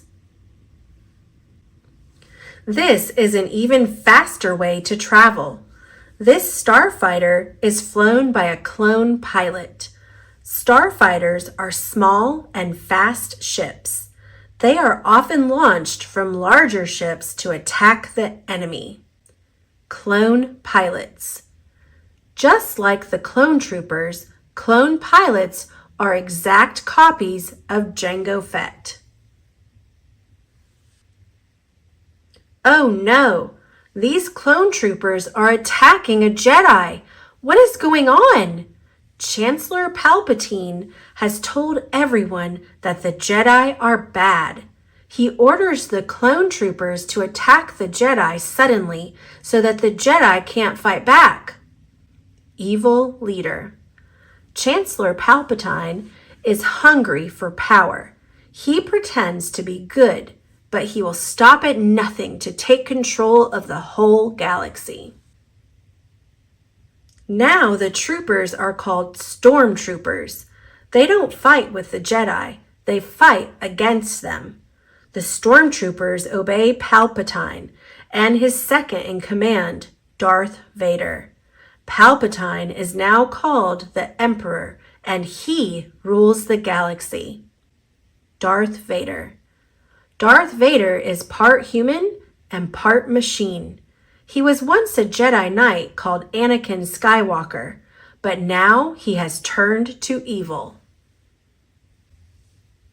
Some stormtroopers have special jobs. Scout troopers check out enemy territory. Stormtroopers fight on icy worlds. No matter what their job, all stormtroopers are well known for one thing. They always follow orders. Scout trooper, snow trooper. This tall walking tank is called an AT-AT. It carries stormtroopers into battle. They are looking for Princess Leia and the secret rebel base on an icy planet called Hoth. Quick, stop those walkers! Rebels. The Rebel Alliance is fighting against Emperor Palpatine and the stormtroopers. Princess Leia is one of the rebel commanders. Stormtroopers are strong, but they are no match for Chewbacca. Get them, Chewie! Wait, these aren't stormtroopers. Luke and his friends Han Solo are wearing stormtrooper armor as a disguise. These stormtroopers are on a very large spaceship called the Death Star. They are guarding the Death Star from any rebel attacks. Death Star. The Death Star is shaped like an enormous ball. It is powerful enough to destroy an entire planet. Can Luke, Han, and Leia defeat the stormtroopers and destroy the Death Star? Hooray! Luke and his friends, Han, Chewie, and Leia, have helped the rebels destroy the Death Star. But what will happen to the stormtroopers? Will they rise again to fight the valiant rebels? Quiz. Number 1. Are clone troopers robots? Answer. No, they are humans. Number 2. Who was cloned to make the troopers? Answer. Jango Fett, a bounty hunter. Number 3. Where were the first clone troopers from? Answer. The planet Kamino. Number 4. What rank is this yellow clone trooper? Answer. Commander. Number 5. Who is this rebel commander? Answer. Princess Leia. Number 6. Who gives orders to the stormtroopers? Answer. Darth Vader and Palpatine.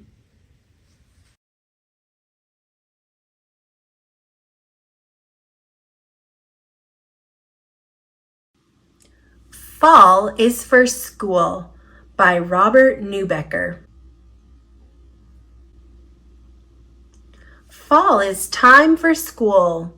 That is really uncool. Fall is here. It's time for school. The summer's in the past. I'm staying here. I will not go. Vacation went too fast. Fall is time for turning leaves. The weather's growing cool. Fall is here. Come on with me. It's time to go to school. School is really not my thing. You go on alone. I'll be fine all by myself, sitting here at home. Let's go and meet your teacher. You're going to look so nice. Tuck in your shirt and tie your shoes. You must take my advice. Teacher? Teacher? Sister?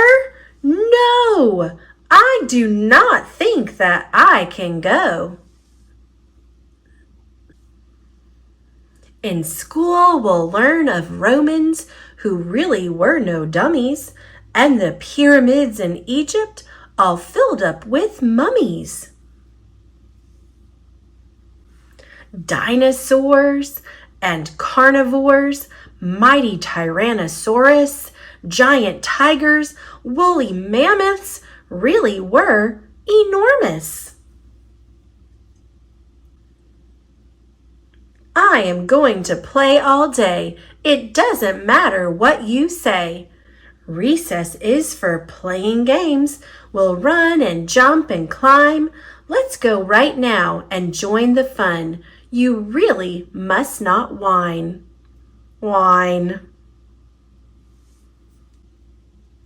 Do your numbers. 1, 2, 3. Add, subtract, and multiply. 1,000,000 trillion, my oh my. Count the stars up in the sky. I do not like arithmetic. It hurts my eyes. It makes me sick. I will not go. I do not care. I have heard enough. To tell the truth, I'm not like you. School is just too tough. Rocket ships that fly to Mars, music, sports, and art. These are all the things you love. I think you're very smart. We will learn to read and write, the stories we will tell. And if you want to do it right, you have to learn to spell. Fall is time for parties, for spooky Halloween. We'll dress up just like zombies and paint our faces green. In science, we will never stop until we ace the pumpkin drop. Pumpkin drop? Pumpkin drop. We pad them up and drop them. It's really engineering. If your pumpkin doesn't smash, the teacher will be cheering. Is that something I can do? And everyone is going? Staying home day after day was getting kind of boring. Fall is time for school. We'll learn and we'll be clever. A great big world will open up and change our lives forever. Maybe school will be all right. I might just reconsider. Maybe you are not so dumb for my baby sister. Fall is time for school. School is full of awesome. The world is mighty cool. It's an amazing universe. Fall is time for school.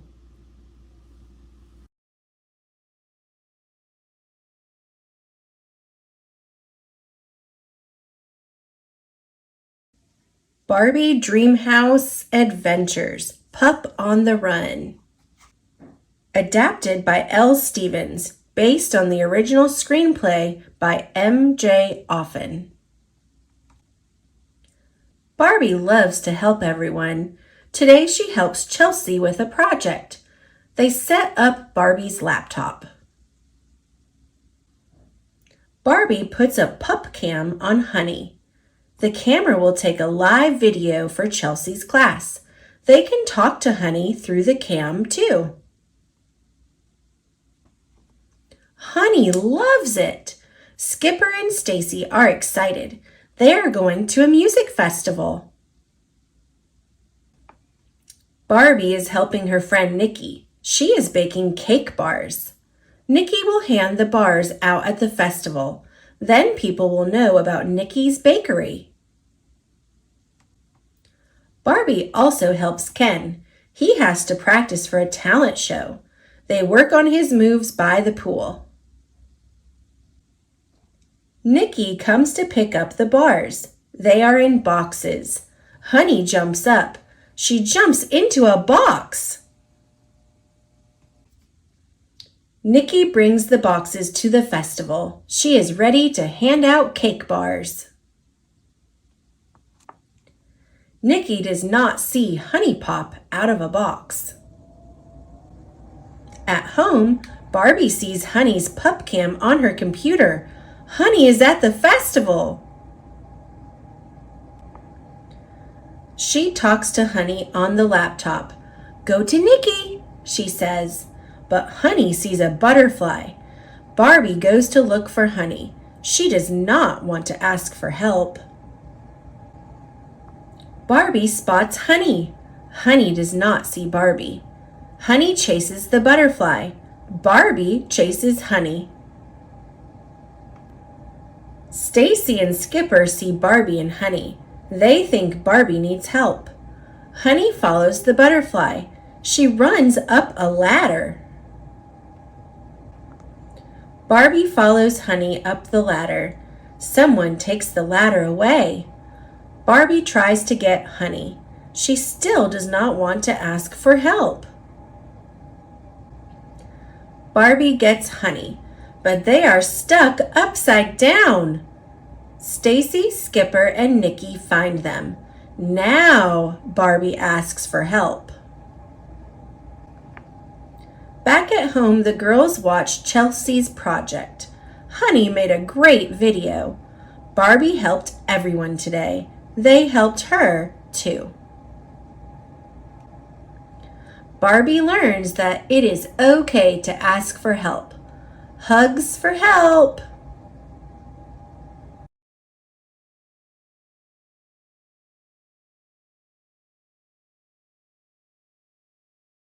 Pete the Cat, Big Easter Adventure by Kimberly and James Dean. Pete was so excited. Easter was here. He couldn't wait for his basket of goodies. Jelly beans were his favorite. Uh-oh. His basket was empty, except for a note. Pete, please help. Find the eggs. Paint the eggs. Hide the eggs. Thanks, the Easter Bunny. P.S. Wear these. Pete put on the bunny ears and thought, a cat with ears like a bunny? Now that's funny. Happy Easter, chickens! Do you have any eggs today? Pete asked. I am helping the Easter Bunny. Sure, Pete, we have a lot of eggs, the chickens said. We are happy to help, but don't you need a bunny nose and a fluffy bunny tail? The chickens were right. A bunny nose and tail would be neat. Then Pete's costume would be complete. Pete put on the nose and tail like a bunny's. A cat dressed up like a bunny? Now that's funny. Now Pete was ready. It was getting late, and he still had a lot of eggs to decorate. What colors would Pete use? Hop, hop, hop. Off to the tool shed for paint and brushes. Pete couldn't wait to paint the eggs. Some eggs had one color, some eggs had two, some eggs were red, and some eggs were blue. When the egg painting was done, Pete had a basket full of bright, colorful, amazing eggs. Now, hiding them would be lots of fun. But where, oh where, would Pete hide the eggs?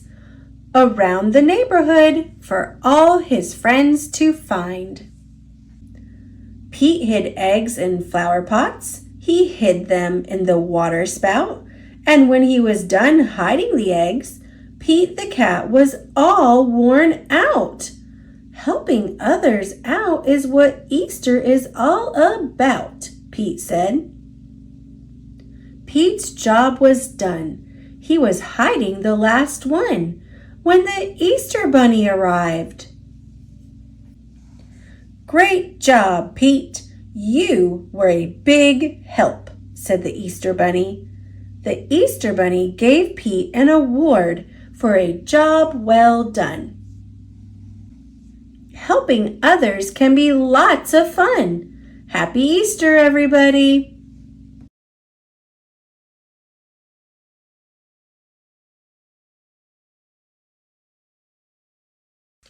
Thomas and Friends, Stuck in the Mud. Based on the Railway series by the Reverend W. Audrey. Illustrated by Richard Courtney. Click, clack, click, clack. Thomas puffs down the track. Thomas finds an old engine. Hero is broken. Will he be sent to the scrapyard?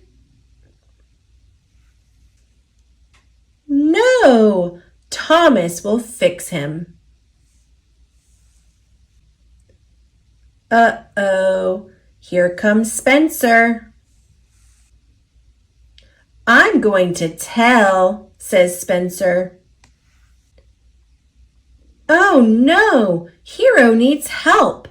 Thomas puffs off to get help. Click, clack, click, clack.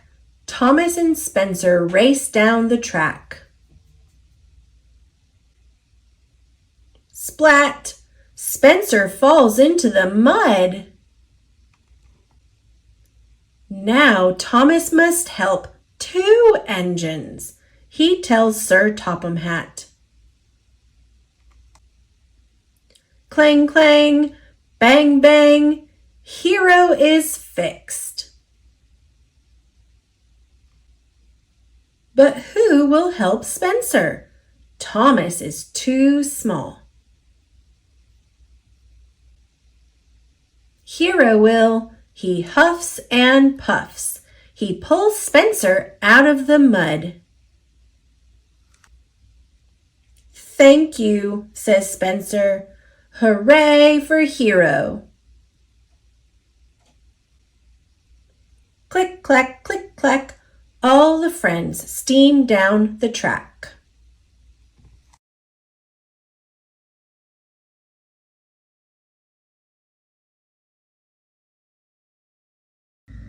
Pete the Cat, Twinkle, Twinkle, Little Star by James Dean. Twinkle, twinkle, little star, how I wonder what you are. Up above the world so high, like a diamond in the sky. When the blazing sun is gone, when he nothing shines upon, then you show your little light, twinkle, twinkle all the night. Then the traveler in the dark thanks you for your tiny spark. He could not see which way to go if you did not twinkle so. In the dark blue sky you keep, and often through my curtains peep. For you never shut your eye till the sun is in the sky. As your bright and tiny spark lights the traveler in the dark. Though I know not what you are, twinkle, twinkle, little star, how I wonder what you are. Up above the world so high, like a diamond in the sky. Twinkle, twinkle, little star, how I wonder what you are. How I wonder what you are.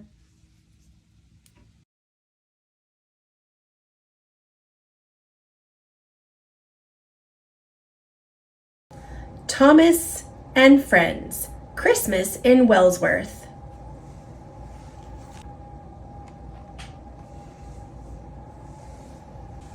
Based on the Railway series by the Reverend W. Audrey, illustrated by Richard Courtney.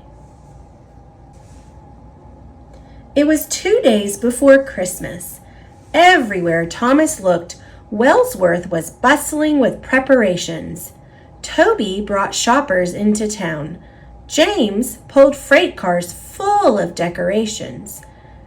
and Henry had just delivered a large Christmas tree to the town square. The following night, Wellsworth would have a wonderful Christmas Eve festival. Everyone would gather to watch the lighting of the tree. They'd sing carols and ring bells. Thomas couldn't wait. If only it would snow, he thought. Then everything would be perfect. "I'm afraid we won't have a white Christmas this year," Thomas peeped as he looked up at the blue sky. "That's okay with me," said Henry. "I have so much to do. I don't need a snowstorm now." Thomas loved the snow, even if he had to wear his heavy snowplow. Snow would make the Christmas Eve festival so pretty. Just then, Sir Topham Hatt called to Thomas. "I have a message from Lady Hatt," he said. "She wants to come to the festival, but my car is in the garage for maintenance. I need you to run over to Kelsthorpe to pick her up.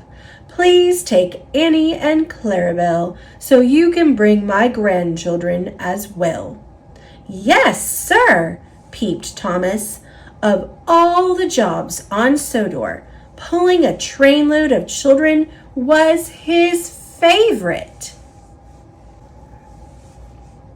Thomas was soon speeding across Sodor. Everywhere he looked, people were smiling and waving. In Marin, children prepared for a Christmas pageant with real sheep. And as night fell, the festive lights of Rolf's castle shined brightly. The town looked like a magic palace. Thomas arrived in Kelsthorpe. He had made good time and was eager to make the return trip the next day. When Thomas awoke the next morning, the weather had changed. It was cloudy and damp and getting colder by the hour. A chilly fog rolled over the town. Soon Lady Hatt and the children arrived at the station. They climbed aboard Annie and Clarabelle, dressed in their holiday best and carrying boxes of gifts. They couldn't wait to get to Wellsworth and the festival. The fog grew thicker. Thomas chugged away slowly. The cold wind blew, and the tracks were wet and slippery. Thomas's lamp was useless in the fog, and his driver held the throttle tight. They crept along more and more slowly. "This isn't very merry weather at all," Thomas peeped. As he rolled past Rolf's castle, Thomas couldn't see the town through the thick fog. He wanted to get to Wellsworth as soon as possible. Thomas knew they had to be careful and go slowly. He hoped they would pass through this bad weather soon.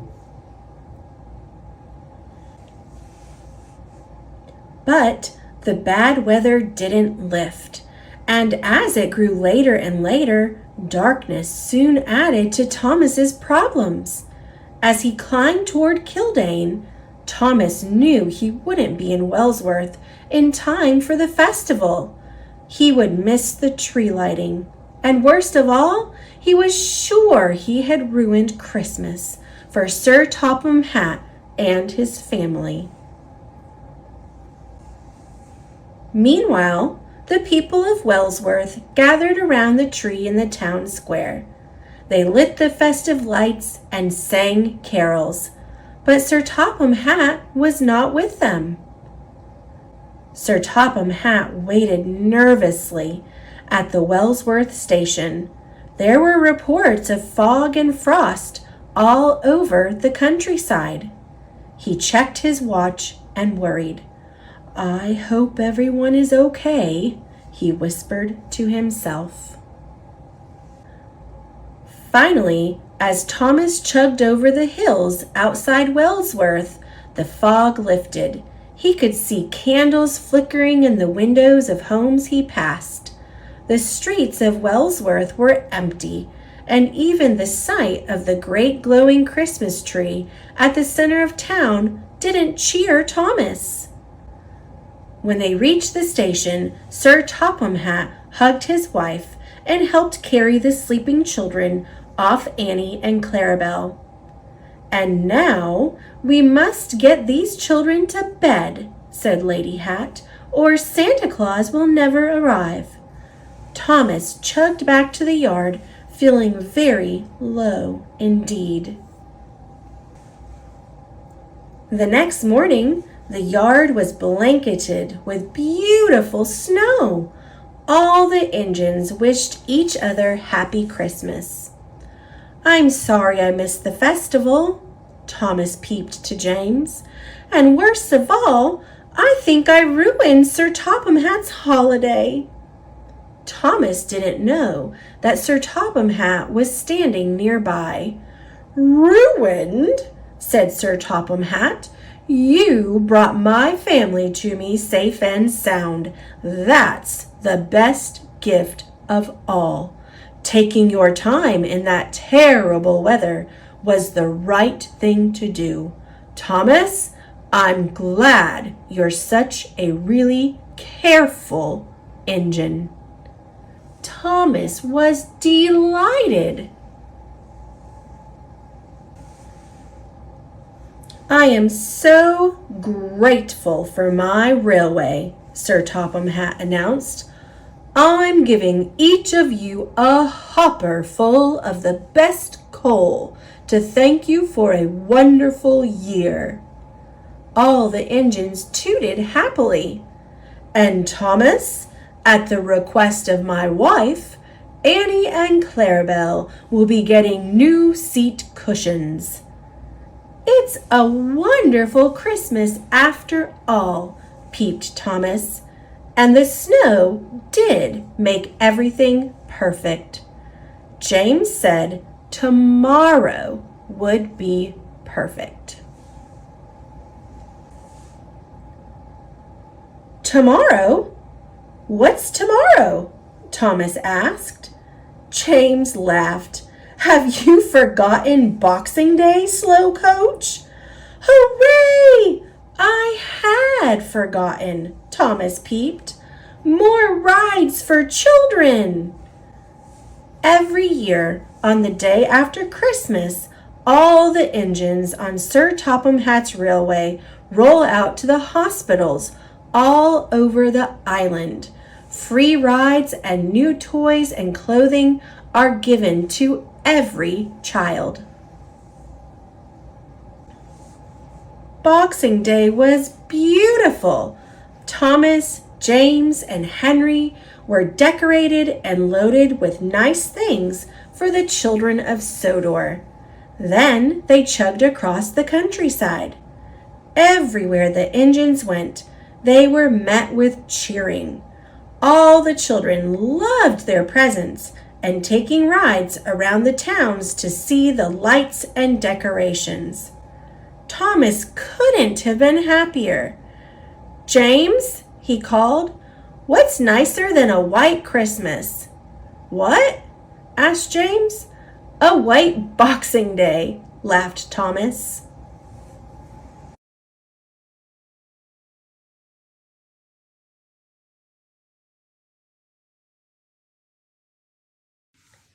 Fly Guy presents Weather by Ted Arnold.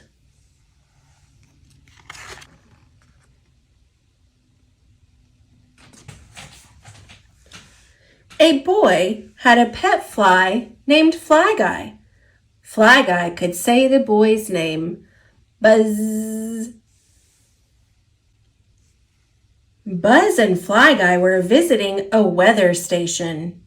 "Whoa," Buzz said to Fly Guy. "It's windy. Let's get in out of the cold." They headed for the door. Weather is all around us, and it changes all the time.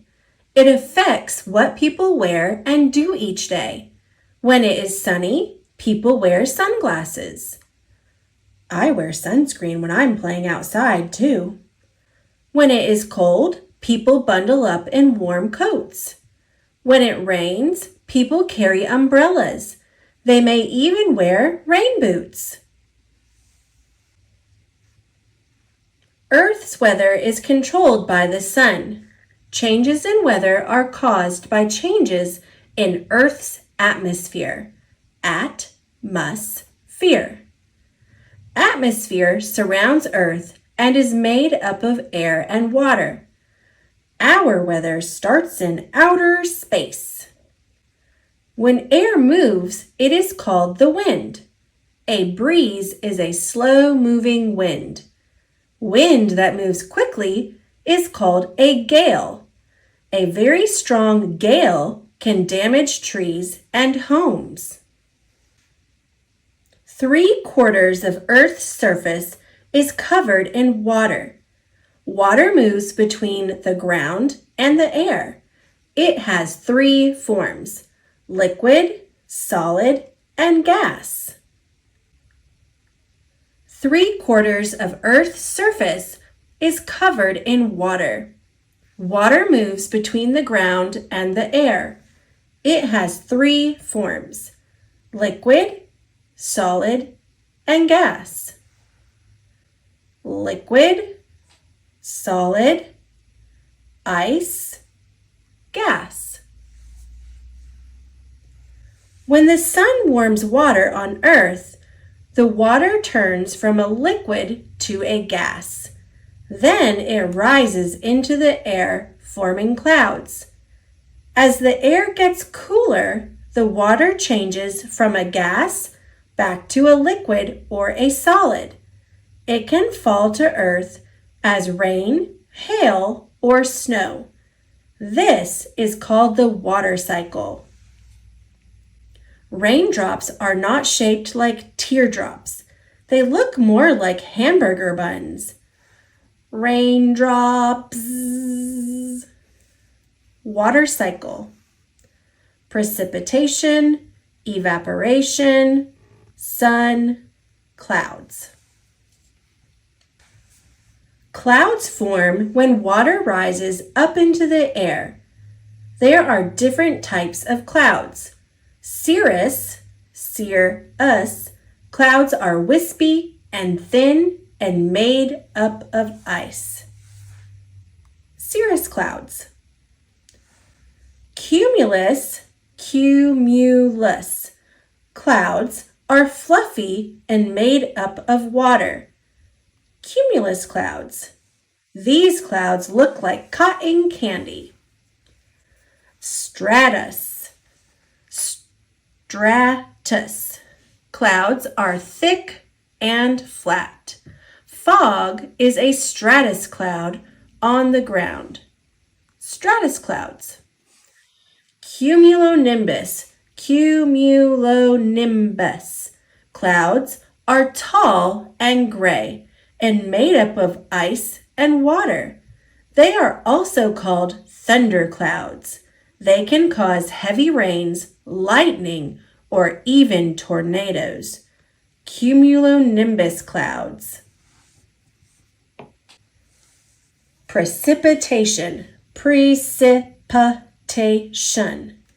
is rain, hail, or snow. When water droplets fall back to Earth as liquid, they are called rain. The colors of the rainbow are always in the same order: red, orange, yellow, green, blue, violet. If it rains too much, the ground may not be able to absorb the extra water. Water can pool in puddles. When puddles become large and cover a lot of land, this is called flooding. Flooded streets. If it doesn't rain enough, the ground becomes dry. When it doesn't rain for an unusually long period of time, it is called a drought. drought. Sometimes winds can make ice go up and down inside a storm cloud. Layers of ice stick to one another, forming balls. These ice balls are called hail. Hail can be smaller than a pea or larger than a grapefruit. If it is cold enough, snow crystals can grow inside a cloud and form snowflakes. Every snowflake is different. When it is very windy and snowy, this is called a blizzard. During a blizzard, winds can blow as fast as 45 miles per hour. One blizzard dropped about 50 inches of snow in only 36 hours. New York blizzard of 1888. Lightning is a giant electric spark. Electricity is created when water droplets freeze alongside rain and wind inside a storm cloud. The electricity builds up until it flashes outside of the cloud as lightning. Lightning is hotter than the surface of the sun. When it strikes, the air gets so hot that it makes sound waves vibrate. This creates a boom of thunder. Lightning is dangerous. Stay indoors if you see lightning. If you are outdoors, crouch down and stay away from tall objects. Tree struck by lightning. Remember, when thunder roars, head indoors. Hurricanes are the strongest storms on Earth. They bring heavy rain, high winds, rough waves, and floods to coastlines. This storm has a different name depending on where it forms. In the Atlantic Ocean, it is called a hurricane. In the Indian and South Pacific Oceans, it is called a tropical cyclone. And in the North Pacific Ocean, it is called a typhoon. A hurricane forms when a group of thunderstorms spins over warm oceans. As this group of storms becomes stronger, winds rush to its center. This causes the entire group to spin, forming one massive storm. Typhoon Parma. From space, a hurricane looks like a giant pinwheel. A funnel cloud can form when a powerful thunderstorm meets winds that change direction as they move up into the sky. If the funnel cloud touches the ground, it is called a tornado. Tornadoes can do a lot of damage. They have some of the strongest winds on Earth. They can lift cows, cars, and even homes off the ground.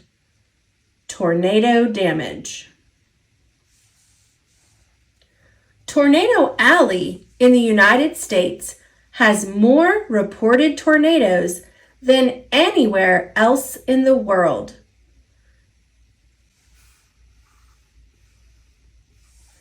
People use underground shelters during tornadoes. If you hear a tornado siren, seek shelter right away.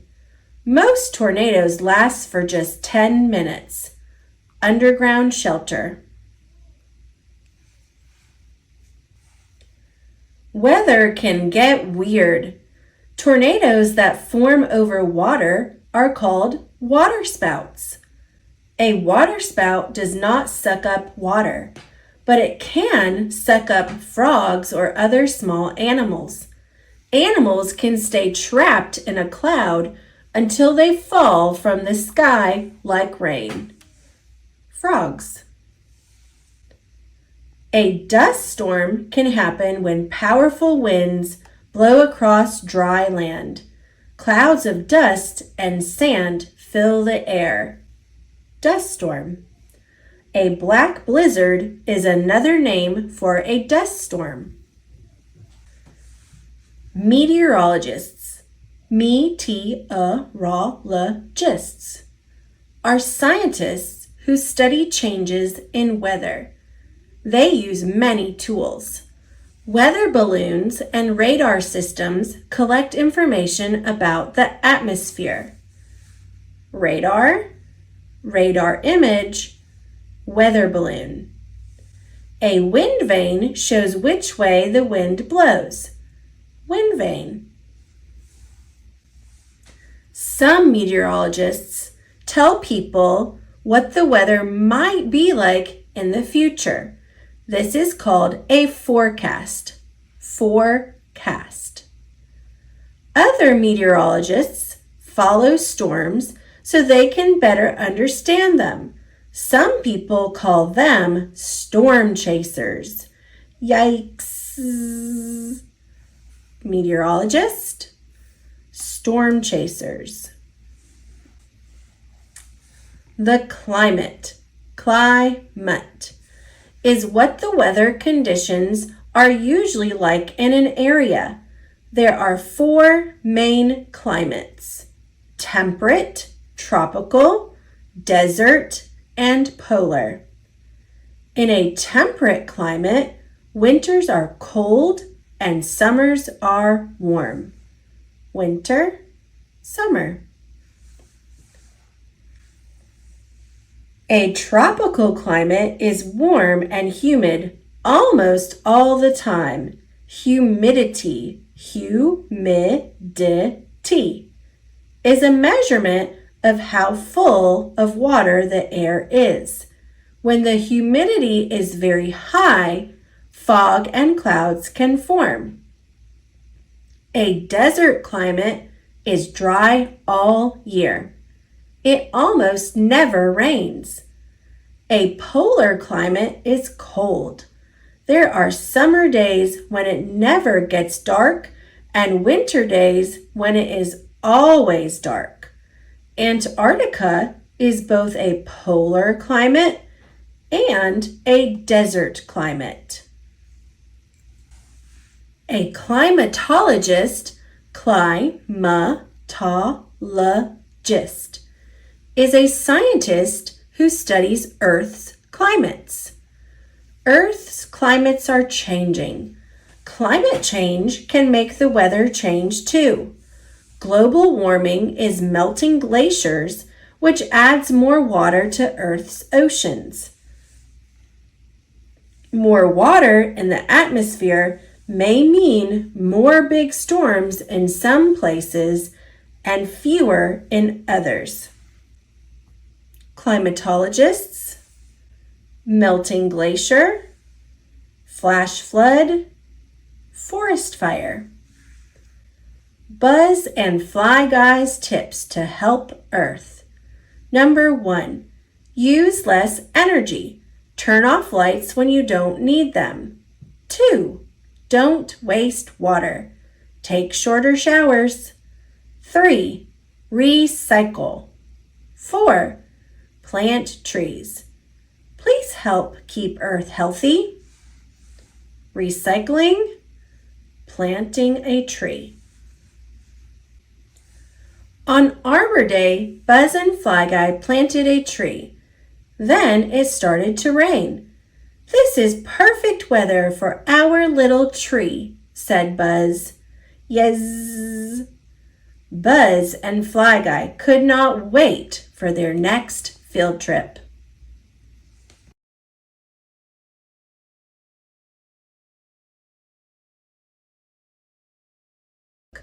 Barbie Spy Squad. Adapted by Mary Tilworth, based on the screenplay by Marcia Griffin and Casey Arnold, illustrated by Okate Design Group. It was a big day at the gymnasium. Top gymnasts from around the world were competing in the championship qualifying trials. The onlookers cheered as a lone gymnast swooped through the air, executing a perfect backflip, round-off, triple twist combination. For a team of one, Patricia's pretty stiff competition, exclaimed Barbie's teammate Renee.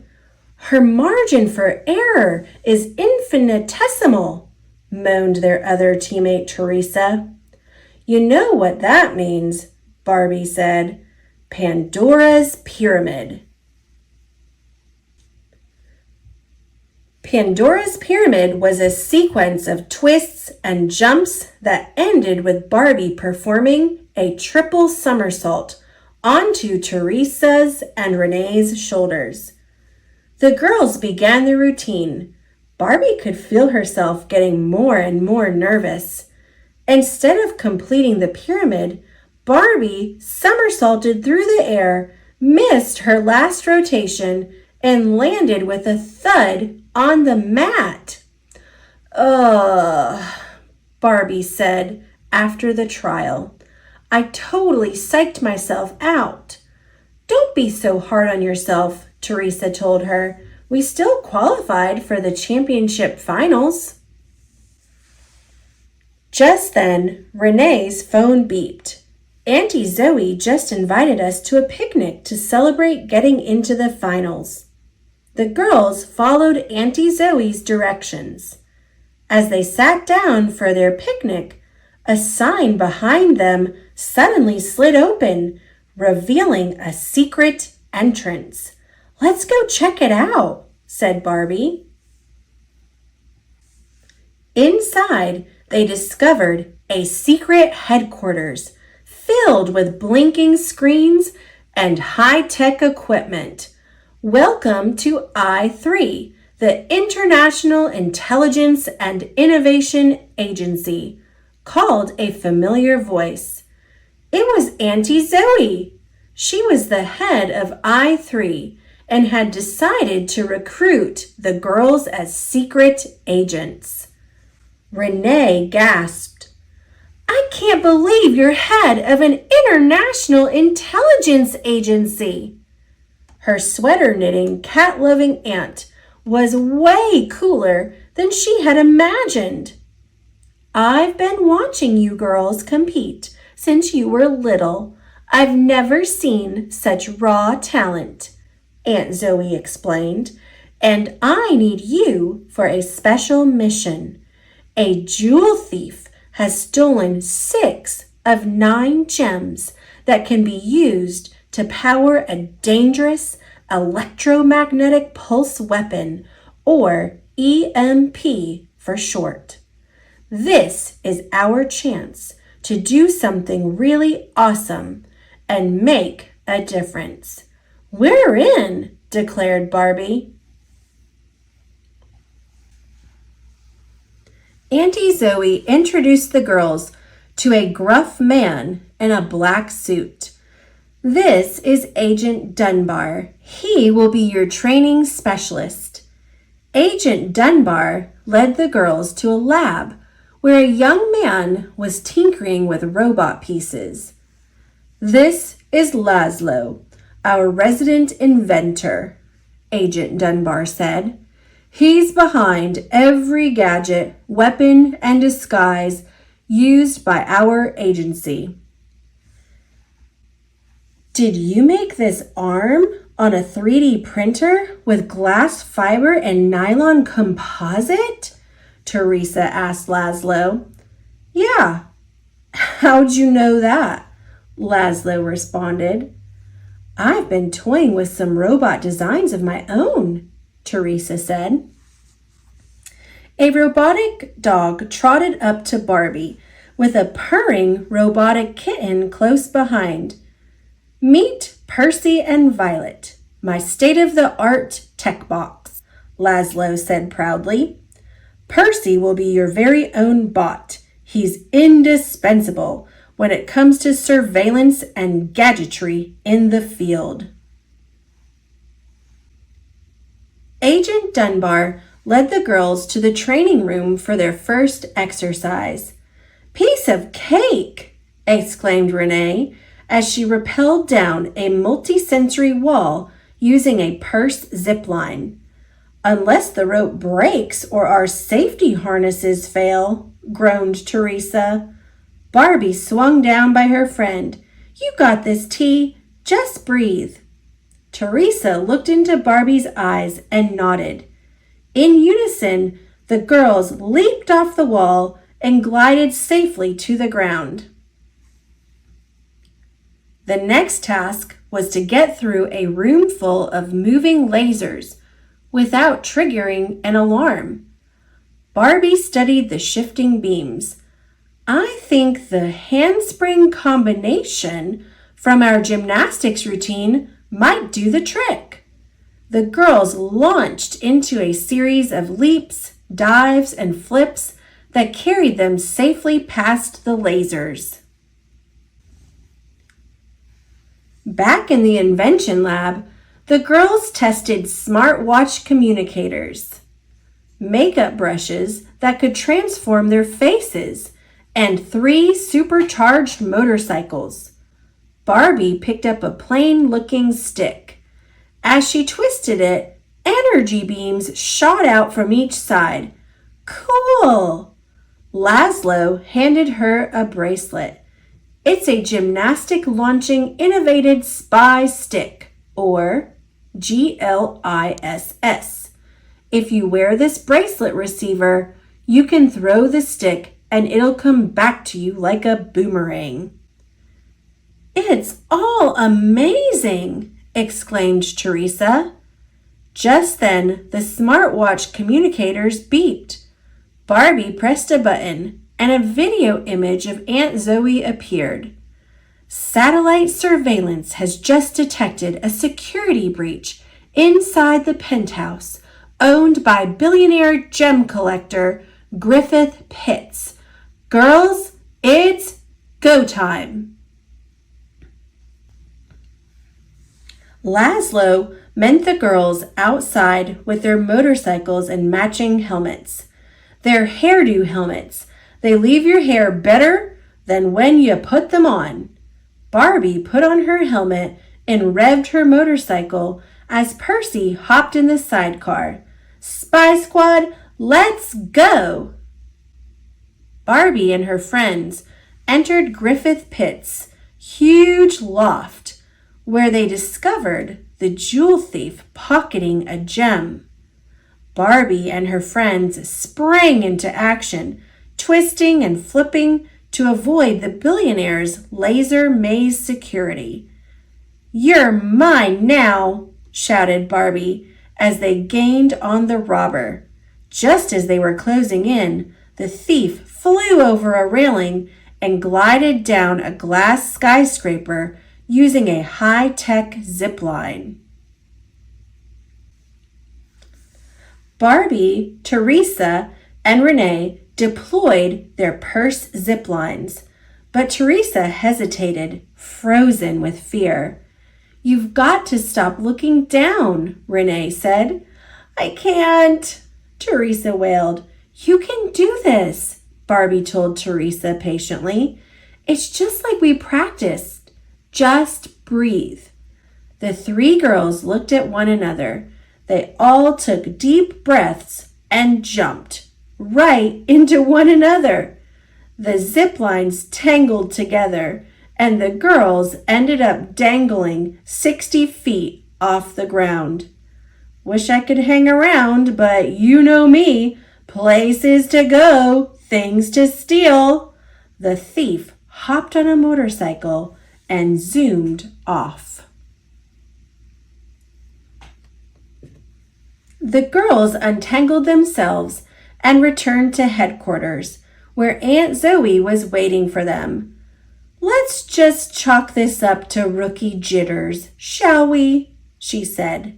"Tomorrow night, the National Museum is holding an invitation-only gala for its exhibition of ancient gemstones." Teresa set her smartwatch for the gala. The spy squad would be ready. The next day, Barbie practiced using the GLISS. As she whirled and leaped, Aunt Zoe came in to watch. Barbie launched herself so high she could have easily completed the Pandora's Pyramid move. "Wish I had this at trials," she laughed. Aunt Zoe smiled. "Have you ever tried visualizing? I call this technique see it, then be it. Picture yourself doing something, and then you can do it." "I'll try," promised Barbie. That night, while sleek black limousines rolled up to the main entrance of the National Museum, 3 motorcycles darted into a service alley. Barbie and her friends had decided to infiltrate the invitation-only gala disguised as chefs. As they snuck into the kitchen, Percy scurried through a side entrance to gather information. Soon, the girls heard Percy's voice on their smartwatches. "I'm in position. You're clear." Once inside the museum ballroom, Barbie and her friends had to blend in with the gala guests. In a shower of sparkles, their chef disguises transformed into beautiful ball gowns. Only their outfits included jewelry-set communicators, tech glasses, and bracelet scanners. "We have a breach," Percy growled over their communicators. "Northwest corner." Barbie nodded. "Copy that. We're on our way." The girls hurried up a grand staircase to the northwest corner of the museum, but when they arrived, there was no one in sight. Renee tapped on her tech glasses. "The security system has been hacked." Teresa checked her bracelet scanner. "Percy's frequency has been scrambled." Barbie groaned. This was just a trick to draw us away from the gems. The girls rushed through the gem exhibit. As they searched the room, a figure stepped out of the shadows. It was the jewel thief, holding a gem. "This ends now," shouted Barbie, as she and her friends transformed their ball gowns into spy suits and took off after the thief. "I don't know why you try to keep up with me," sneered the thief before performing a daring mid-air twist. "Was that a triple Arabian twist?" Barbie whispered. They watched helplessly as the thief reached the top of the sculpture and fired a zip line, propelling her through the glass roof of the museum. Barbie and her friends had failed again. Back at headquarters, Auntie Zoe had more bad news. "We just learned that the gem we had in evidence is now missing. Unfortunately, you won't be the ones to retrieve it," Agent Dunbar said with a smirk. "We're being fired?" Renee gasped. Aunt Zoe nodded sadly. "The Director of National Intelligence has decided to terminate your training. The stakes are just too high now. I'm sorry, girls." The next day, the girls went back to the gymnasium to practice for the championships. As they warmed up, Barbie saw her sister Chelsea crash into her teammate Mila during a tumbling move. "I keep messing up," Chelsea moaned as Barbie helped her to her feet. Barbie hugged Chelsea. Suddenly, she remembered Auntie Zoe's advice. "The next time you get nervous about a move, visualize it exactly how you want it, then do it. See it, then be it." Chelsea took a deep breath and concentrated. She tried the tumbling move again and landed beautifully. As Barbie congratulated her sister, Patricia walked onto the mat and executed a daring tumbling combination. Was that a triple Arabian twist? Barbie gasped. Patricia nodded smugly. I don't know why you try to keep up with me. Suddenly, Patricia's words and her moves all made sense to Barbie. You're the jewel thief, she exclaimed. So you found me, Patricia said with a smirk. She started to run for the exit. Too bad finding and catching aren't the same thing. Luckily, Laszlo had allowed the girls to keep their spy gadgets, disguises, and motorcycles for one more day. Soon, Barbie and her friends were chasing Patricia through traffic, weaving through honking cars and huge semi-trucks all the way to I-3. Inside the secret agency headquarters, the girls discovered a shocking surprise. Agent Dunbar had stolen plans from I-3 to create the EMP weapon, and Patricia had been helping him steal the gems to power it.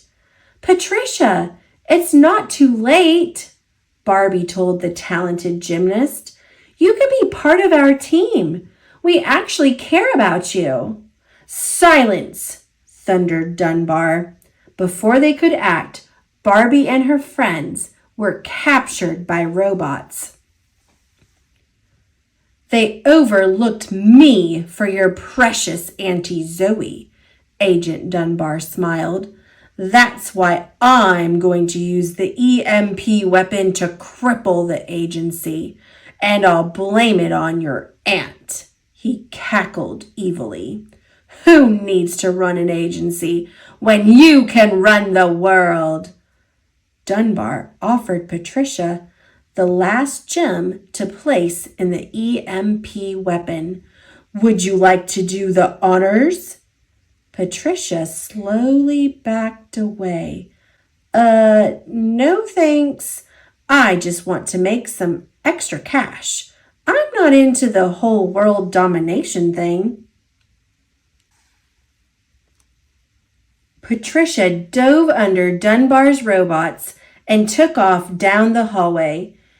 You watch the girls, Dunbar called to his robots as he headed toward the weapon room with the final gem. Barbie kicked the robot, restraining Teresa. Teresa broke free and knocked over the robot holding Renee, sending it crashing into the robot, clutching Barbie. The girls were free. You two, find Laszlo and get working on reprogramming the robots, Barbie told Renee and Teresa. I'm going after Dunbar. Barbie tried to stop the evil agent, but Dunbar's robots swarmed her. You'll never get away with this, Barbie cried. Agent Dunbar laughed. Oh, but I already have. Not so fast. A familiar figure leaped out from behind the EMP weapon. It was Patricia. Using her swift gymnastic moves, Patricia easily kicked her way through the robots that had captured Barbie.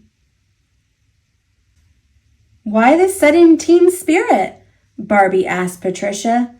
Let's just say having people who care might not be the worst thing, answered Patricia. Side by side, the two girls destroyed Dunbar's robots as they got closer and closer to the evil agent. Just as Teresa and Renee reprogrammed the last robot, Barbie took down Dunbar with a mighty kick. The reprogrammed robots quickly captured Dunbar, but the EMP weapon was still active. We have to contain the EMP weapon before it emits a pulse, shouted Teresa. If we can detach just one of the gems, We can stop this thing from going off. Barbie closed her eyes and concentrated, visualizing what she and her teammates would need to do. I've got it, she shouted. Pandora's Pyramid. See it, then be it. Barbie repeated Auntie Zoe's advice. She took a deep breath. Barbie flipped and twisted, landing perfectly. As her friends held her up, Barbie used the GLISS and pried up the gem until it went flying. The weapon was deactivated, and the world was saved. Guess I underestimated you, Patricia confessed to the girls as Agent Dunbar was dragged away. Renee smiled. You underestimated a lot. Are you going to tell me that perspective is one of those things that friends are good for? Patricia asked. Barbie hugged her new friend. Seems that way, doesn't it? Auntie Zoe congratulated Barbie and her friends. You all should be proud of yourselves. What you did today was nothing short of remarkable. As the girls celebrated, Teresa checked her watch. It was almost time for the championship finals. Guys, we've got to bounce.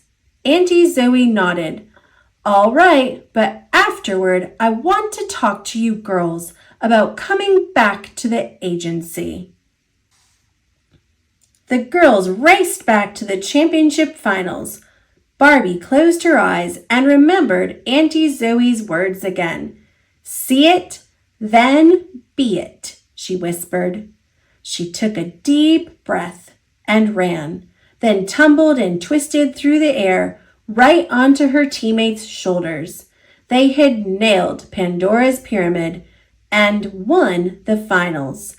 As the crowd went wild, Barbie gave her teammates a hug. She knew that she could be and do anything she wanted with her teammates by her side.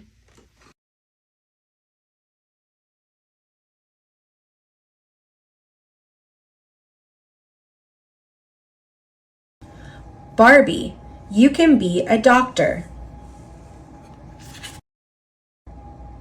by L. Stevens, illustrated by Dynamo Limited. Barbie wants to be a doctor. She visits a local doctor's office. She meets a nurse named Mira. Barbie is going to help. A little girl named Lily is waiting with her father. Lily is nervous. Her arm is in a cast. Barbie tells her not to worry. Lily smiles. Nurse Mira comes to get Barbie. See you soon, Barbie tells Lily. Barbie follows Nurse Mira. She is ready to help. Barbie washes her hands. Then she puts on a lab coat. Barbie helps Nurse Mira with an exam. She says hello to a boy named Oliver. Nurse Mira checks Oliver's weight. Barbie writes it down on his chart. Then they check Oliver's height. You are getting tall, says Nurse Mira. Next, Nurse Mira checks Oliver's blood pressure. She puts a cuff on Oliver's arm. She listens. It is good. Barbie writes it on his chart. Just then, Dr. Vargas comes in. She is ready to see Oliver. Dr. Vargas starts Oliver's exam. She uses a special tool to check his ears. Then the doctor asks Oliver questions. They talk about exercise and eating healthy. Barbie listens with Oliver's mom. She is learning so much. Barbie follows Dr. Vargas to another exam. They check the chart on the door. Lily is the next patient. Lily is ready to get her cast off. First, Dr. Vargas wants to make sure Lily's arm is healed. Barbie takes Lily to the X-ray room. The X-ray will take a picture of Lily's bone. An X-ray tech takes the X-rays. Great job, Barbie tells Lily. Dr. Vargas looks at the X-rays. Lily's bone is all better. Good news, says Barbie. We can take your cast off. Dr. Vargas cuts the cast with a special saw. Then she uses a tool to open it up. Barbie helps take off the cast. Lily bends her arm and wiggles her fingers. Lily wants to keep her cast. She asks Barbie to sign it.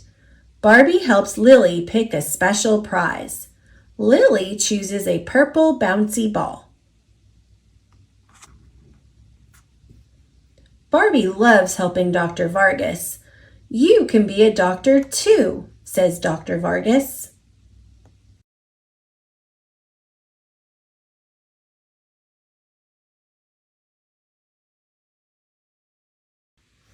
Thomas's Milkshake Muddle. 3 Thomas and Friends stories. Photographs by Terry Pallone and Terry Permain. Thomas's Milkshake Muddle. Once a year, the children of Sodar are all invited to a special summer party. There was to be ice cream and cake for everyone. Every engine wanted to be the one to take the children to the party. On the day of the party, Sir Topham Hatt came to Tidmouth Sheds. Thomas hoped that he would be taking the children, but Sir Topham Hatt chose Emily. He had other jobs for Thomas. Thomas, first you are to go to the dairy to collect milk to make ice cream. Then you must go to the farm on the other side of the island to collect butter for cakes, all in time for the children's party. Thomas set off proudly. When Thomas arrived at the dairy, the manager told him he was to take the milk churns to the ice cream factory. You have to go very slowly, he told Thomas. So Thomas steamed carefully away. When stopped at a signal, he met Emily. "Hello, slow coach," she whistled. "I'm not being a slow coach," huffed Thomas. "I'm being reliable." "If you weren't a slow coach," Emily sniffed, "Sir Topham Hatt would have given you my job. I'm fast and reliable. That's why I'm taking the children." Emily looked very pleased with herself. This made Thomas cross. "I can be as fast as you," he huffed. "I'll race you to the next signal." Emily whistled, and she steamed quickly away. Thomas wheeshed after her as fast as his pistons would pump. As he raced along, the milk churns rattled and rocked. They biffed and bashed. And at the next signal, Thomas raced ahead of Emily. Thomas was very pleased. He steamed off for the ice cream factory, but he had completely forgotten about going slowly. The ice cream factory manager was very happy. Thomas had delivered the milk in record time. Now the factory could make ice cream for the party. But when the manager looked into one of the churns, he was very surprised. "This milk is almost butter," he exclaimed. The factory manager asked Thomas if the churns had rattled around. Thomas looked worried. If you shake milk for long enough, it turns to butter, he told Thomas. Thomas was very upset. The factory manager was cross. You must go back to the dairy and get more milk. And remember to go slowly this time, he said sternly. Thomas steamed back to the dairy as fast as he could. When Thomas arrived back at the dairy, Sir Topham Hatt was there. He was very cross. Thomas, it is nearly time for the party, and you still have not collected the butter from the other side of the island. The children will have no cakes for the party. Thomas felt terrible. Thomas trundled slowly and carefully back to the ice cream factory. He didn't feel reliable. He had let everyone down. When he finally arrived with the milk, the manager told Thomas to take the old churns back to the dairy. But suddenly, Thomas had a better idea. Thomas steamed along with the milk churns even faster than he had before. He huffed up Gordon's Hill and chuffed down to the valley. He raced like a rocket and he wheeshed like the wind. The churns in Thomas's freight cars rattled and rolled. They clanked and crashed and biffed and bashed. Even the cows and sheep looked up to see what the noise was. But Thomas couldn't stop until he got to the bakery. As he arrived, he blew his whistle long and hard. Peep, peep! I need butter, not milk, cried the baker. He was surprised to see the milk churns. Look inside the churns, tooted Thomas. The baker couldn't believe his eyes. The almost butter was now butter, enough to make all the cakes for the party. Sir Topham Hatt had heard what Thomas had done. He came to see him.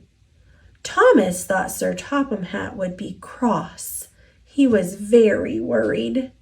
But Sir Topham Hatt smiled. Thomas, you have saved the children's party, he boomed. So today, that makes you the most reliable engine on the whole of Sodor. And later, Thomas had his most important job yet, as guest of honor at the children's party. There was lots of ice cream and plenty of cakes. Everyone had a wonderful time. The children cheered for Thomas. Thomas felt very proud. Toby feels left out. It was springtime on the island of Sodor. All the engines were working hard in the sunshine. One morning, Sir Topham Hatt arrived at Tidmouth's sheds. He had some exciting news. The new Sodor Museum opens soon, he announced. Lots of very important people will be coming to the island for the grand opening. What's a museum? Asked Percy. It's a place where they put old things so people can stand and look at them, huffed Gordon. I want you all to look your best, so everyone is to have a repaint. All the engines were very pleased. Later that morning, Toby met James at Knapford Station. Have you heard about the opening of the museum? Puffed James. We're all having a repaint. I shall look wonderful with a brand new coat of red paint. I've not heard about that, said Toby. Why hasn't Sir Topham Hatt told me? You must have been left out, James chuffed, and he steamed away. That night, Toby couldn't sleep. He kept worrying about what James had said. Why hasn't Sir Topham Hatt told me about the museum, he wondered. Why have I been left out?" By the next morning, Toby thought he knew the answer. He met Thomas at Abbey Station. "Have you heard about the museum?" asked Toby. "Yes," puffed Thomas excitedly. "We're all being repainted." "I'm not," puffed Toby sadly. "But I think I know why. I am a very old steam tram. Maybe Sir Topham Hatt has decided to put me inside the museum." Thomas wasn't so sure. "Why don't you ask him?" huffed Thomas helpfully. Toby looked worried. He was frightened of what Sir Topham Hatt might say. "Must go," puffed Thomas. "Really useful engines are really busy ones." And he chuffed away. Toby thought for a moment. "I'll show Sir Topham Hatt that he can't put me in a museum," said Toby. "I'll show him I'm a really useful engine." Toby arrived at Tidmouth Sheds. Sir Topham Hatt was talking to Emily. "Emily, you must go to the yard for your repaint," said Sir Topham Hatt. Emily was very happy. "Another engine must collect your flour," said Sir Topham Hatt. "I'll do it, sir," said Toby quickly. "Thank you," smiled Sir Topham Hatt. And before he could say anything else, Toby steamed off. He didn't want Sir Topham Hatt to tell him he was going to be put in a museum. Toby waited impatiently at the flour mill.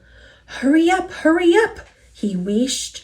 "I must get to the docks as soon as I can." When Toby delivered the flour, he saw Sir Topham Hatt standing on the dockside. He was talking to the dockmaster. Sir Topham Hatt saw Toby. He wanted to speak to him, but Toby steamed off as fast as he could. Later, Toby saw Thomas again. He was pulling Annie and Clarabelle. "I'm off for my repaint," chuffed Thomas happily. "I can pull Annie and Clarabelle for you," said Toby. "Thank you, Toby," tooted Thomas. So Toby pulled Annie and Clarabelle on Thomas's branch line. And while James was getting a shiny new coat of red paint, Toby collected coal cars from the mine for James. And while Percy was having his repaint, Toby shunted freight cars full of stone in the quarry for Percy, even though it was dusty, dirty work. At last, Toby had finished. He was very tired and very dirty. Suddenly, he saw Sir Topham Hatt waiting by the track. Toby still didn't want to speak to Sir Topham Hatt. Quickly, he reversed into a siding and didn't see that a big rock had fallen on the line. "Bust my cow catchers!" he cried. Luckily, no one was hurt, but Toby's axle and his cow catchers were broken. He couldn't move. Sir Topham Hatt hurried over. "Why have you been running away from me all day?" he asked. I don't want to be put in a museum," Toby said sadly. "Why would I do that, Toby?" asked Sir Topham Hatt. "Because the museum is full of old things and I'm an old steam tram and I'm not really useful anymore." Sir Topham Hatt smiled. "Toby, you may be old, but you are far too useful to be put in the museum. You have worked harder today than any other engine. And as Sodor's only steam tram, I have a very special job for you. First, you will have a special polish. Then you are to take all the visitors to the museum for the grand opening." Toby felt very happy. He let out a great whoosh of steam. "I've been trying to tell you that all day," added Sir Topham Hatt. Toby smiled. He felt very silly. So Toby's axle and cowcatchers were repaired, and then he was polished until he looked good as new. On the day of the museum opening, Toby picked up the visitors at the docks and puffed them proudly to the new museum. Toby was proud to be old, and he was even prouder to be the only really useful steam tram on the island of Sodor. Thomas and the New Engine. The trains on the island of Sodor keep very busy. There are always lots of jobs to do. One morning, Sir Topham Hatt came to Tidmouth Sheds. "A new engine has arrived on the island," he announced. "His name is Neville. You must all make him feel welcome. A happy engine is a useful engine." Later, Thomas was stopped at a signal. The signalman called down to Thomas, "The bridge ahead is unsafe. Thomas, you are to collect a piece of ironwork so the bridge can be repaired." "Yes, sir," huffed Thomas. At the yards, Ari and Bert were with Neville, the new engine. Neville was a steamy, but he had a square body like a diesel. Neville was backing up towards some trucks. "Nearly there," said Ari cheekily. "Nearly there," said Bert naughtily. Then there was trouble. "Watch where you're going, clumsy wheels." Ari and Bert laughed. Neville looked sad. "It's not your fault if you're a silly steamy," oiled Bert, and they laughed even harder. Thomas arrived at the yards. He could see Ari and Bert laughing with Neville. That must be the new engine, he thought. He must be friends with the Diesels. Thomas arrived at Knapford Station. "Have you seen the new engine yet?" asked James. "Yes," said Thomas, "but we'd better be careful. I saw him at the yards with Ari and Bert.